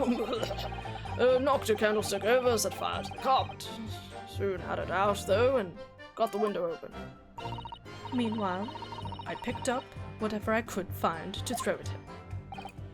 Plenty of knives around our place. Can't say I'd noticed if one or two went missing, I'm afraid. If that baldy thing in the victim's back really was one of ours, you'll have a good job proving it, I think. It sounds as though it was quite the battlefield in your household that evening. Although an entirely one-sided assault, it seems. The enemy caught us on the hop, sir. Had no choice to dig in and take defensive measures. That's one way of putting it. To be honest, if the enemy had kept shelling us for another minute, we'd have been toast. Of course, a veteran such as myself is only too aware that on every battlefield you're just a gnat's whisker from death at any moment. That's a crazy way of describing your wife. Well, I must say I'm dubious that this testimony will shed any light on the origins of this jackknife. In combat, one's focus narrows such that surroundings are barely noticed. These witnesses may not be able to offer anything more than they have testified already. This may be a dead end. And Zeke's may be right. Well, whatever the chance, we only have this last cross-examination. Okay, let's do it. After the toilet. I need to rewrite book 2 of Eotus so people get to see the happy ending. Good. Good, good, good.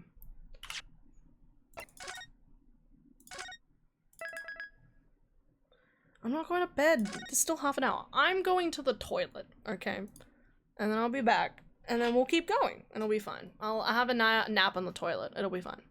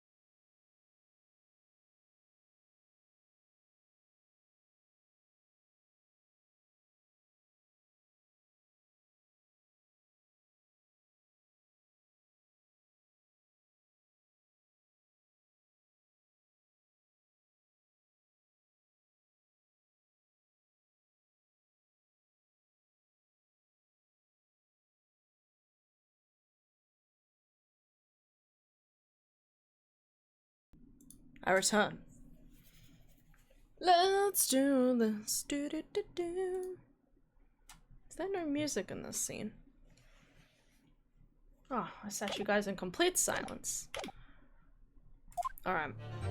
Sort of clicked one more over so you guys had something to listen to.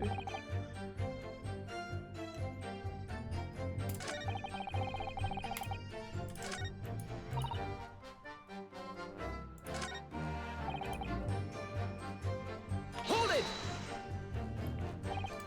Sorry, would you care to elaborate? Nothing to say, really. Rather partial to a spot of carving, you see. Pipes and whatnot, fishing tackle, you know, that sort of thing. It's a passion we both share. I like to carve little wooden trinkets too. And then there's my level work. So to say, we're always losing our knives about the place, and we have dozens of the things. We sell them at the market sometimes, 20 for the price of 19. Needless to say, I snap them up. John prefers to use 2 knives at a meal too, instead of a knife and fork. What? No, Joe, we don't want people to think I'm some sort of savage. Oh. The animation for that, by the way, I've always been impressed by. Like, you literally see the whole cup fill up, and then he, like, leans over, like, very smooth. Here we go again. Da da da. Ba ba da ba ba ba da. Can't get the thought that it might have been one of their knives that injured their injury.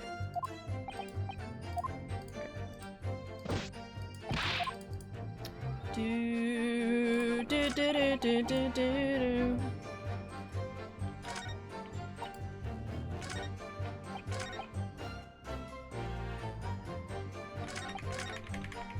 You know, let's just press everything.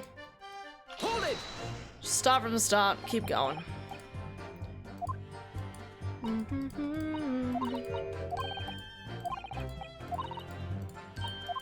Retelling stuff in the past. Hell on earth.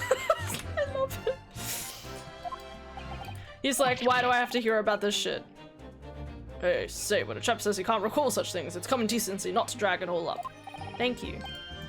And besides, half of it was wide of the mark anyway. He's terrified. I like this story. These waters run very deep. Okay, all of that literally didn't matter. Cool. Hold it! And the fire also spread to some items of furniture, didn't it? The bookcase, my armchair, anything of mine really. Just so happened that there was some bathwater around in the evening, so I sloshed that around a bit to put it out. Ours is this 3-story house built. 3-story house. There's 3 stories in that house? The west side of the street, where the water main can't connect yet. Have to draw water from a public water pump during the day if you need any, you see. The lodgers are always moaning that they can't get any water at night. Are we gonna find out the gas situation is gonna connect to this final case? I guarantee it, there's gonna be like an explosion. And it's gonna be like, how did the explosion happen? And then you're gonna find out there's been like gas leaks all over the country. Lodgers are always moaning that they can't get any water at night. Although, that little mustached man buys water in bottles, I believe. The defendant, Mr. Natsume, you mean? Yes, he receives a stipend for his studies, you know, from his home country. Can you imagine being able to brew a pot of tea at all hours? He's obviously very well off. Have you actually seen the state of that man? I believe he uses all of his income to buy books. Okay. I don't know how any of that was pertinent. Hold it!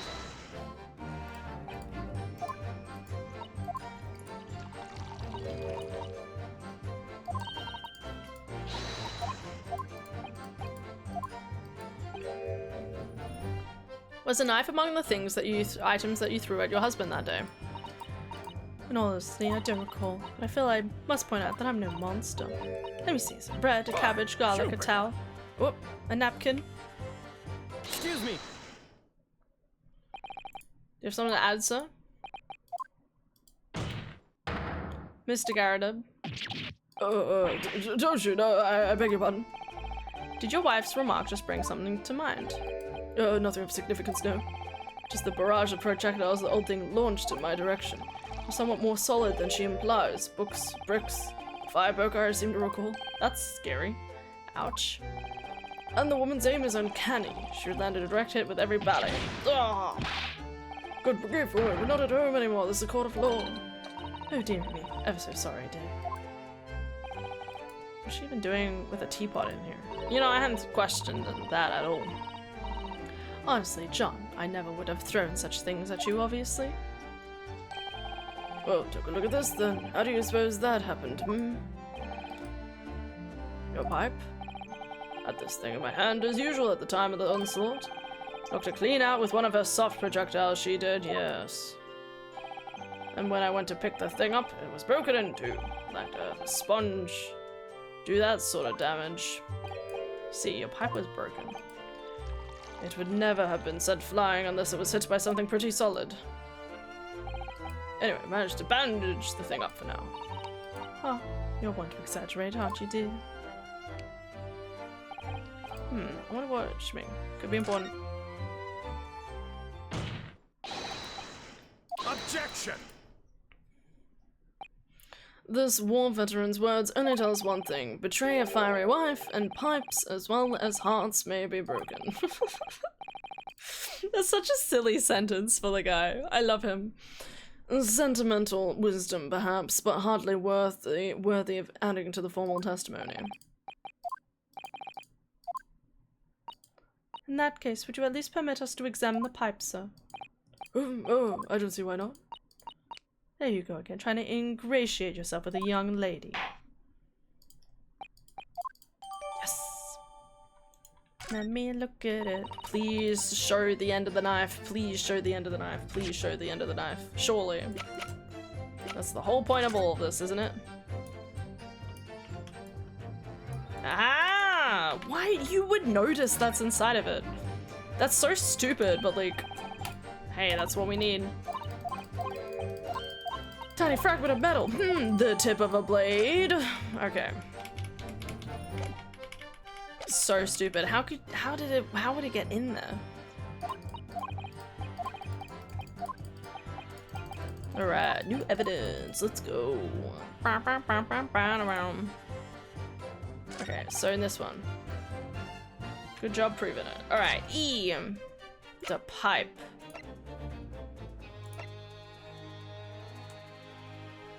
Objection! Going to bed soon. Could I ask for you to take a look at this, please? You can ask, but I don't see a ballet thing. You can't? You used to call me Dead-Eyed Deb back in the regiment, of course, but that was some time ago. Even when I'm trying to enjoy a large print book by the fire these days. I struggle to tell a B from a D and a P from a Q, to be honest. Oh, he does, dearie me. It's rather wearing, being asked about whether about each other letter in every other word. Must D very dust dizzy. What is that? A tiny scrap of metal. Yes, almost certainly from the tip of a blade. And what may appear at first to be just a tiny scrap is in fact a crucial piece of evidence. Interesting. And where did the defense come by this evidence? It was lodged in the chamber of Mr. Garadib's pipe. My pipe, you say? By Jove, I wonder how they got there. And what precisely does this fragment of metal signify? It all comes down to this. I am. When you put together with another piece of evidence already in the court, I believe this tiny fragment of metal will unravel the whole truth, my lord. My lord.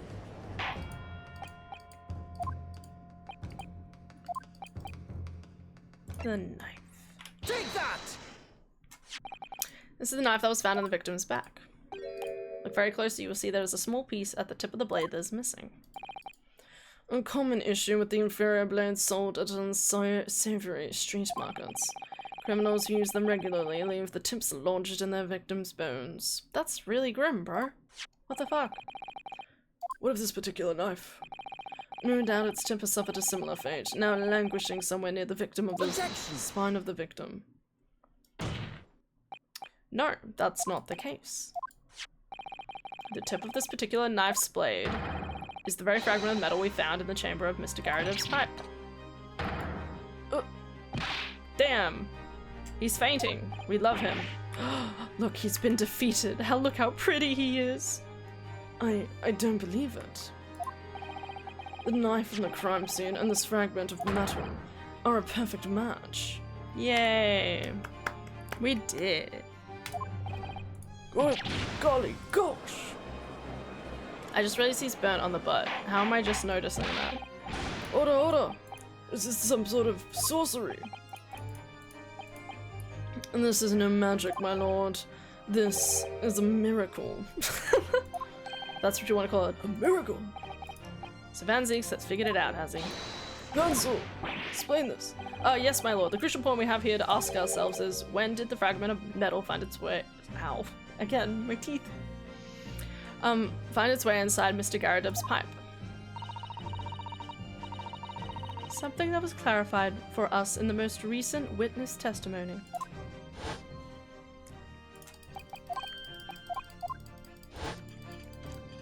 Oh, they trembling. They're cute. I love them. Oh, dear me. During the argument between the two that occurred, just as the victim was on the pavement below, Mrs. Garadev flung this knife at her husband. However, the knife missed Mrs. Garadev, instead striking the pipe in his hand at the time. Which caused the tip to break off, of course. Good lord. Yes, and that is when the tiny tip of the blade found its way inside Mr. Garadev's pipe. The chances of that are 1,000,000 to 1. And yet, there's no other credible explanation of how the tip of the blade ended up in your pipe. Then, after losing its tip, the knife ricocheted off the pipe. Sure, that's totally true, sure. How would it go fling, wedged into it, shling, like, it doesn't make sense, and flew out the open window. Duh. In short, this knife, which fell from the window of the Garadev's house, is the very same knife that struck the victim in the middle of the back of the street below. My gosh, oh dear. No! Again, it wasn't intentional though, so technically they shouldn't get in trouble.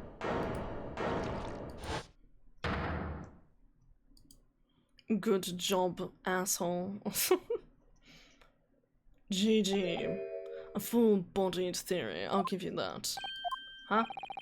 A complex bouquet of seemingly trivial points plausibly arranged to create an almost passable vintage. Allow me to toast my learned friend's characteristical approach to bottling his argument. Sorry. But after all, it's just a theory. A game theory! Thanks for watching. Okay. Because, you see... Yes. It's spoilt by an insurmountable inconsistency. Okay. Insurmountable. What?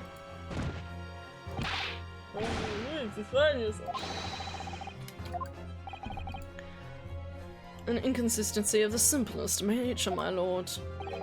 The victim was found with the knife planted in the middle of her back. Yeah. In her. That's right, you silly little man. Ouch, own old thing, what are you getting so excited about? Let us consider the basic facts of the case once more. The victim was walking along the pavement before being stabbed in the back, falling to the ground. If the knife that struck her from falling from above... She saw the book fall down, leaned over to pick it up, and that's when she got stabbed in the back. Done. Easy. Let's fucking go to bed. Alright. Quite right, you see, that's exactly right. If the knife had fallen on her from above, it would have struck her on top of the head. Which is, again, pretty impressive to be able to put that on her foot. I don't know. Let's not think about it.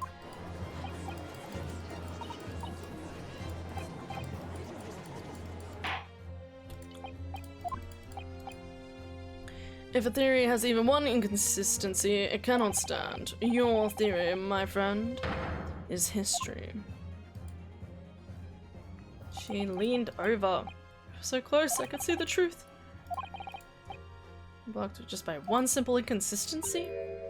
Or in other words, we simply need to eliminate that one inconsistency and the theory will stand. Mr. Sato. Mustn't worry, Naruhodo-san. You were just caught off guard, that's all. Your mind went blank. But if the path you are indeed correct, then a way will present itself. Yeah. It seems you have nothing to say, my friend. Well, your silence speaks volumes. A tacit acceptance that your theory is fatally flawed. No.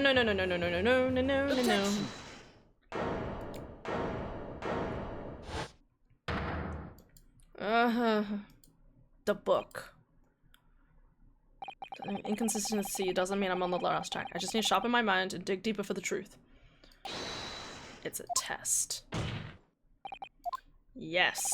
If the knife fell on the victim from above, there's no way that it could have hit her on the middle of the back. Under normal circumstances, that is. Look at that bluster. What are you implying? Counsel. There is a piece of evidence in the courtroom that can explain this inconsistency. Explain how the knife that fell that could have pierced the victim's back. We already have the answer. The book. Utter madness. Surely this is the last time. Present thine evidence.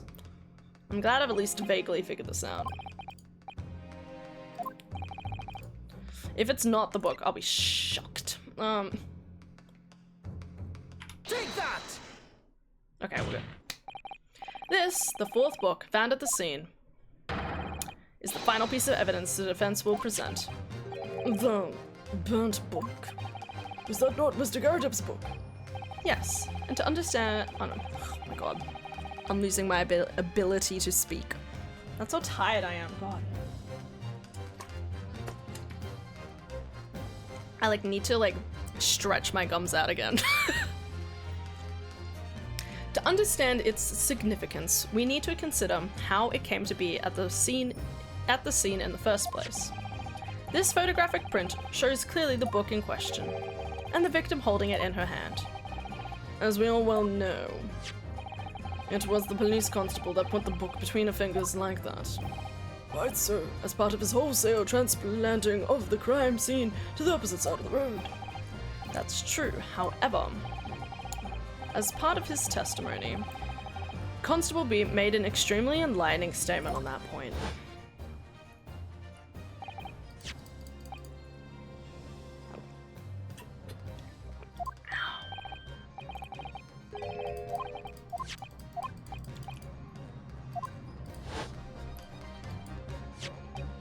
In other words, the victim had already picked the book up of her own volition. And clearly, that must have been before she suffered the knife wound. Well, I should say so. After being attacked with a knife, I don't imagine she'd been doing much of anything. So the question becomes, why did the victim have the book in her hand? By jingo. I think I'm beginning to see what may have happened now. Oh dearie me. We know the book fell from the top floor of the Garadeb household onto the pavement below, at precisely the moment that the victim was walking past. At exactly that moment. The young woman was walking along the street in the light fog, when all of a sudden, a book fell right in front of her. The book I threw? Yes, Mrs. Garadeb, and what do you think the woman did? What would she do if she were walking along and suddenly a book landed in front of you on the pavement? Well, I can't imagine, but I suppose she might have reached down. Aww, poor girl, she didn't deserve this. To pick the book up? Yes, that is exactly what the woman in fact did. She picked up the book. Oh, heavens. When the woman reached down to pick the fallen book up, what position would her back have been? Yeah, we get it.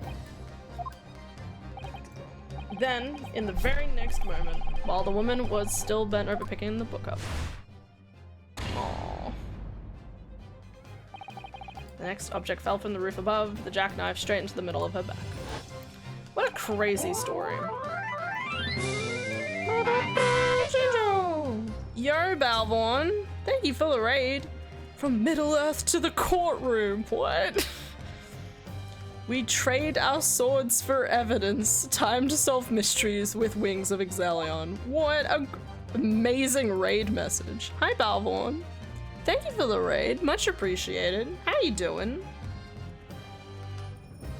From Middle Earth to the courtroom. What were you playing? Shadow of Mordor? We're just finishing case 4 in case anyone's worried about spoilers.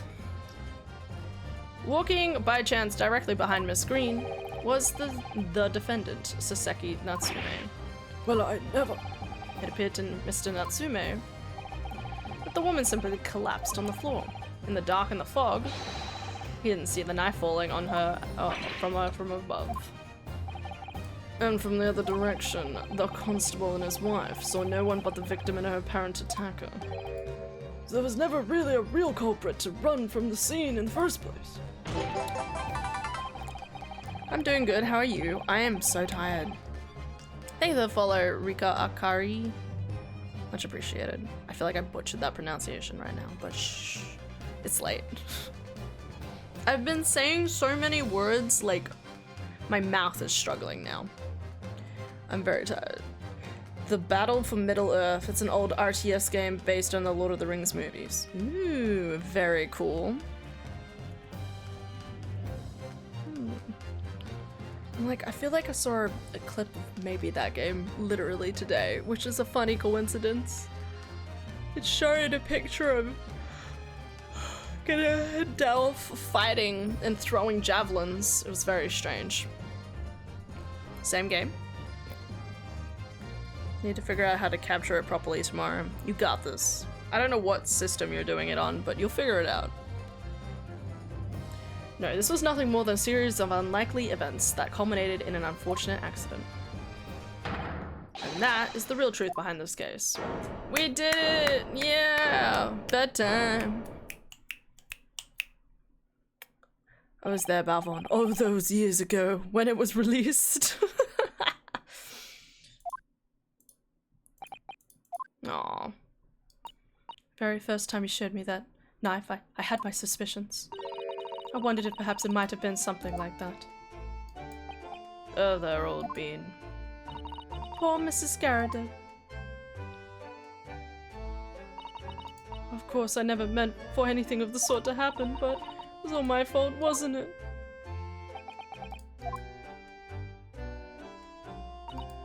I take full responsibility.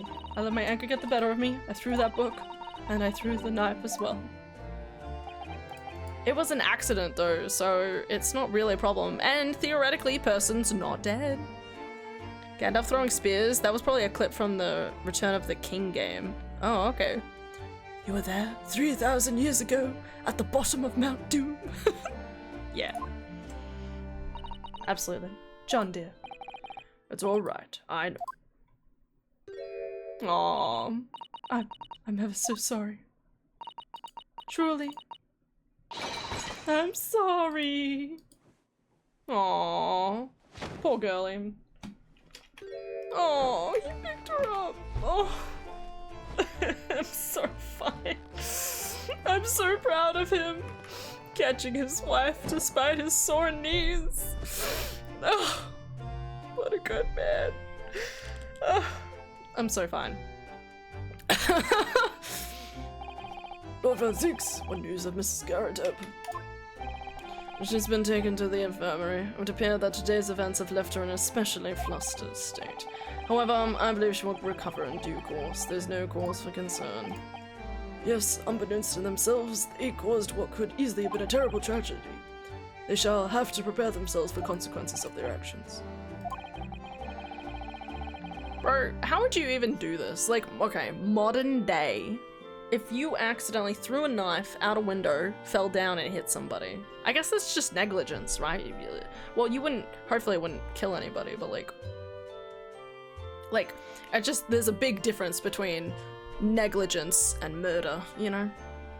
I have just had the word from the hospital where the victim is being treated. Her condition is improving steadily. Yay! And the doctor believes she will regain consciousness. Nice.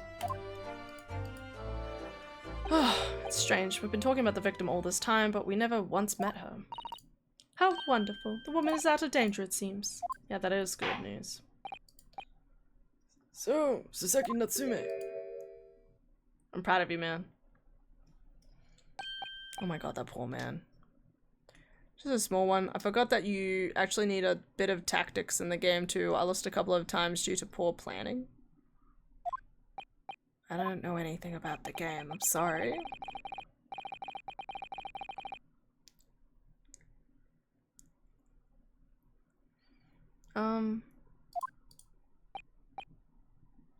And have been repaid with immeasurable kindness. Please accept our heartfelt apologies.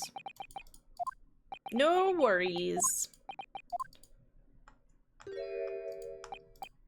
No, it is me who should be begging your pardon. Oh, no, Mr. Natsume. That evening, when the young woman just collapsed on the pavement before my eyes, I jumped to the wrong conclusion again as in my confusion. What conclusion, sir? I was sure that the woman was dead. Yes, Constable Beat said the same thing, didn't he? He thought she had been killed too. Suppose she must have looked completely lifeless. It's been a year since I arrived in Great Britain now, and I still can't get used to life here. I can't relax. I'm sure there are evil spirits lurking in the fog, like they're haunting me. Poor Saseki-san. His imagination really has got the better of him. Illy Balvorn. Sorry. I kept looking over it like, man, I need to do that. And then my brain was like, back to the game. Sprinkle positivity. And Chaz Keep. Catching shinies is a great thing, guys. I tried to get a shiny Porygon earlier, and it didn't happen, and I was shocked. But I did get 2 in case, so we're winning slowly. So what had happened? I thought the young woman had been taken by the fog spirits. I should never have dropped my books like that and run away. I should have called for help, for a doctor, for the police. Instead, I managed to create a rift in the relations between our 2 empires, and for that I'm truly sorry. Damn. Bro, you said that was very well spoken in front of a full court of people. GG, mate.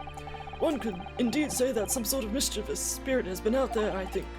One that creates a chain of unfortunate mishaps. We were befooled by the spirit and led to false conclusions, but thanks to Lord Zeeks and our young lawyer here from the east, that chain has now been broken and the spirit exorcised. I heartily commend you both. Aw, thanks. Now then, ladies and gentlemen of the jury, Yes, my lord. in concluding this trial, I must ask one more time for your decision regarding the defendant's culpability. Definitely guilty after all that. I do declare, the truth can be extremely cruel at times. Well, didn't suspect the woman next to me, that's for sure. Considering all being well, where she's out of action, you know, but I know what her decision would be. I don't know if you can do that, but sure. Well, it's about time. There I have a corker of a story to tell the grandchildren when I get home. Don't I? Not guilty. Not guilty. Oh good, it's late. Not Her guilty. EP. Yeah. Not guilty. I'm almost done. Not guilty. Woo! Not guilty. I can go to bed soon. Do do do do do do do do do do. And we get to watch the start of the next chapter. Okay, gotta keep that interest going, you know? Mr. Saseki Satsume, I hereby pronounce you dead. No, not guilty. Married? Yay! Married! I love them.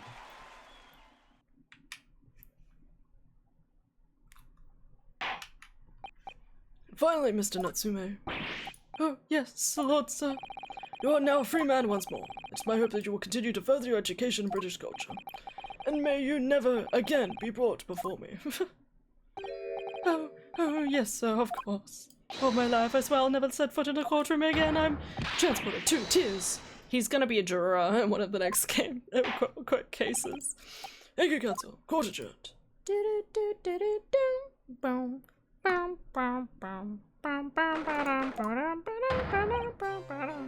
317.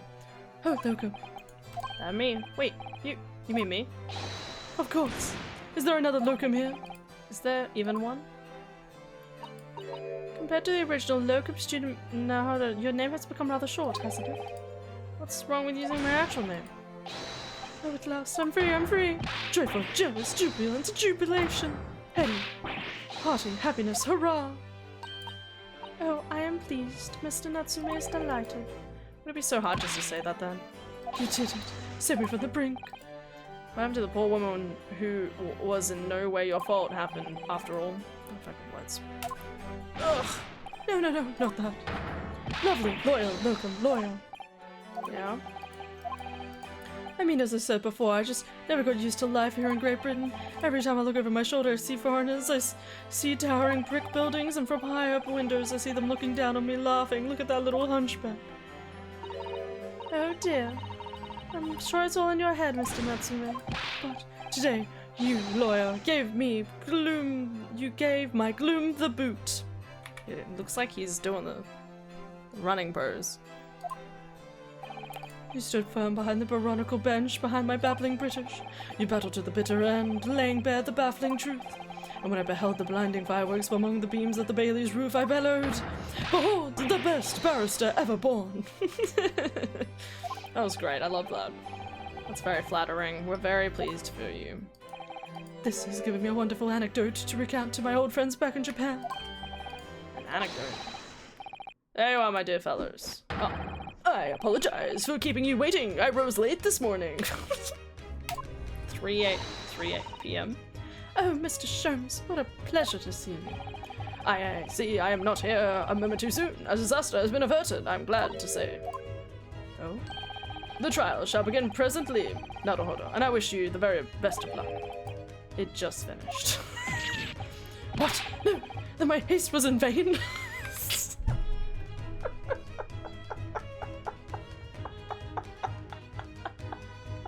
Bro doesn't know what the fucking time is. Oh, it's you, Herlock Sholmes. Oh, have we met, sir? This is Mr. Natsume, the man you had arrested. Ah, I see. I failed to recognize you at first. Our previous encounters have taken place in the room, either of your bleaker lodgings or that prison cell. I simply couldn't place that curious face in the light. Charming. This is all your fault, Herlock Sholmes. You're the reason I had to go through this terrible ordeal. I'm going to give you a piece of my mind. Give him a hug. My apologies, sir, but I assure you, I have placed you now. You're the fellow who abandoned that poor young lady and ran off, are you not? Ah. Had she been taken to hospital more urgently, I feel perhaps she would have regained consciousness by now. Oh. But it was unavoidable, I'm sure. We're all but human after all. Anyone could have been shaken by such an experience. I do feel very badly about how I behaved. Well, never mind. Now then, what was it that you wanted to say to me, sir? Nothing. Yeah. Priceless. Oh, I am sorry, really, but that was quite priceless. Poor Saseki-san. Still, on the bright side, you've had an extremely entertaining experience without paying a penny, and it would seem you were not even found guilty. There was no bright side. Whatever do you mean, Natsume? Even after this, I'm still cursed by the spirits and by the Reaper. Lord Van Zeeks. I haven't forgotten, you know, what facing the man in court means, and if you're found not guilty, you're still doomed. It will be all right, Mr. Natsume. Huh? If the Reaper appears trying to make trouble, I will protect you. Hiya! Why does she always attack me? With a perfectly executed Susato takedown. Do you want to, like, as much as I enjoy being turned on my head, a bit of warning might be next time, Mr. Susato. Can we keep going? What are you gonna do now?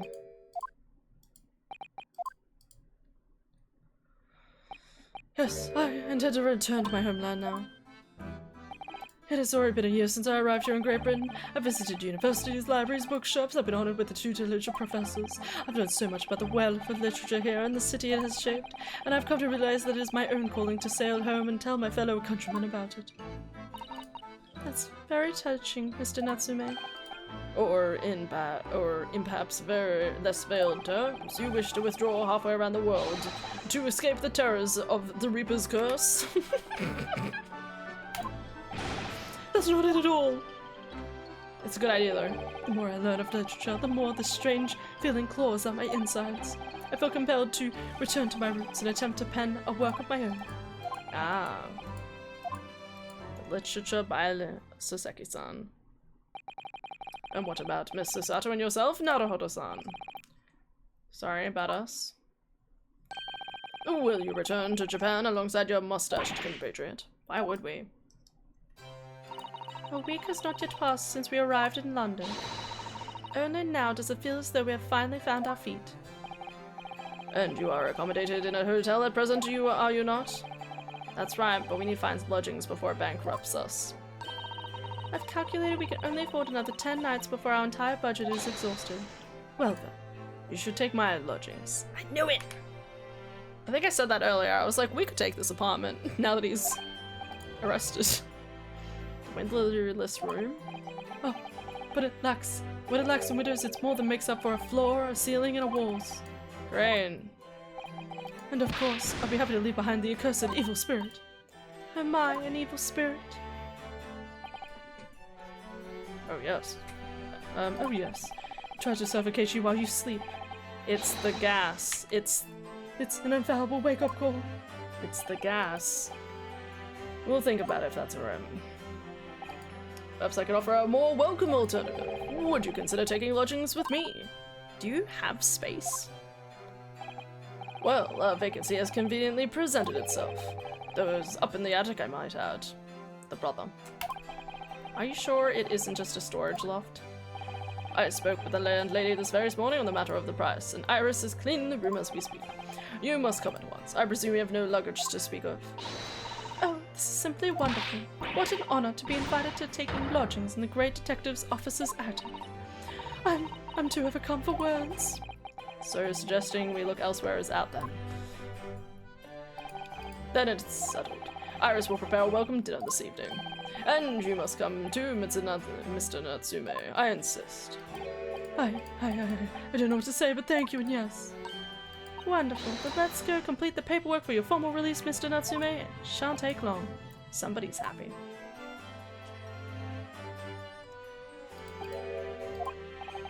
I knew that you wouldn't let me down. I'm truly delighted to have met you here in London. Likewise, Mr. Natsume.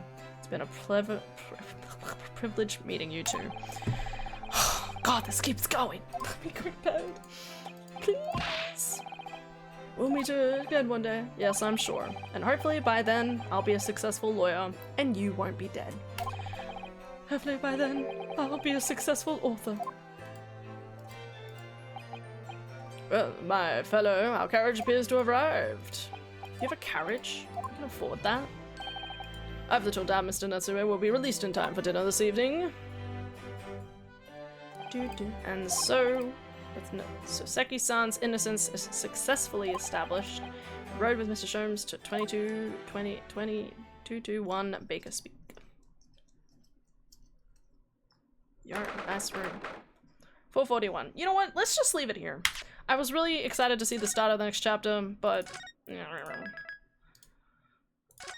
Alright, we'll just see it next time, because it feels like there's gonna be a whole conversation and a half in this room. God, I'm so tired from talking.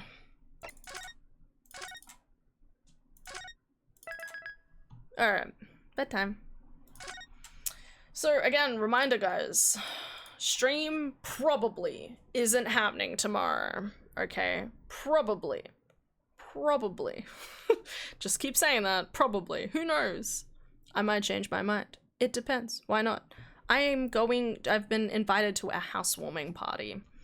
It starts at 6, so I might spend like an hour there, be bored, and come back home. Because it's only a housewarming, like it's not like a full planned party or anything. It's basically like a, hey, come see our house, as far as I understand. So I might rock up, give them a nice housewarming gift, and go about my day. Yeah, go see their house. Yeah, exactly. On the other hand, I could be there till 9, you know? It just depends how everything ends up shaping up. I don't really know what the hell I'm gonna be doing, but hey, I'll at least get to have a good yak with my co-worker before she leaves to go to a different country. She's gone for 2 weeks. Going to Vietnam, so that's fun.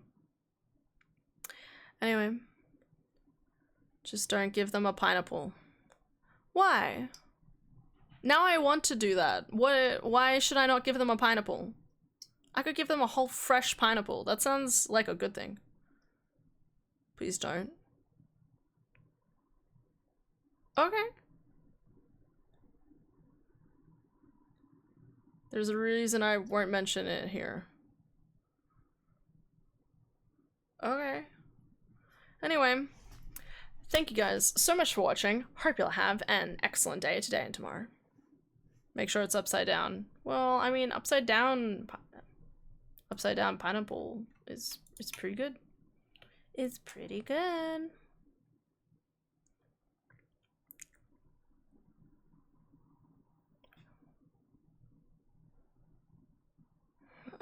Sure. Have a good night's sleep, everybody. Alright, take care. And I will see you all on Monday. Or maybe tomorrow. Or Monday. Or Monday. We'll see. Alright. Bye-bye. Nighty-night, guys. Take care.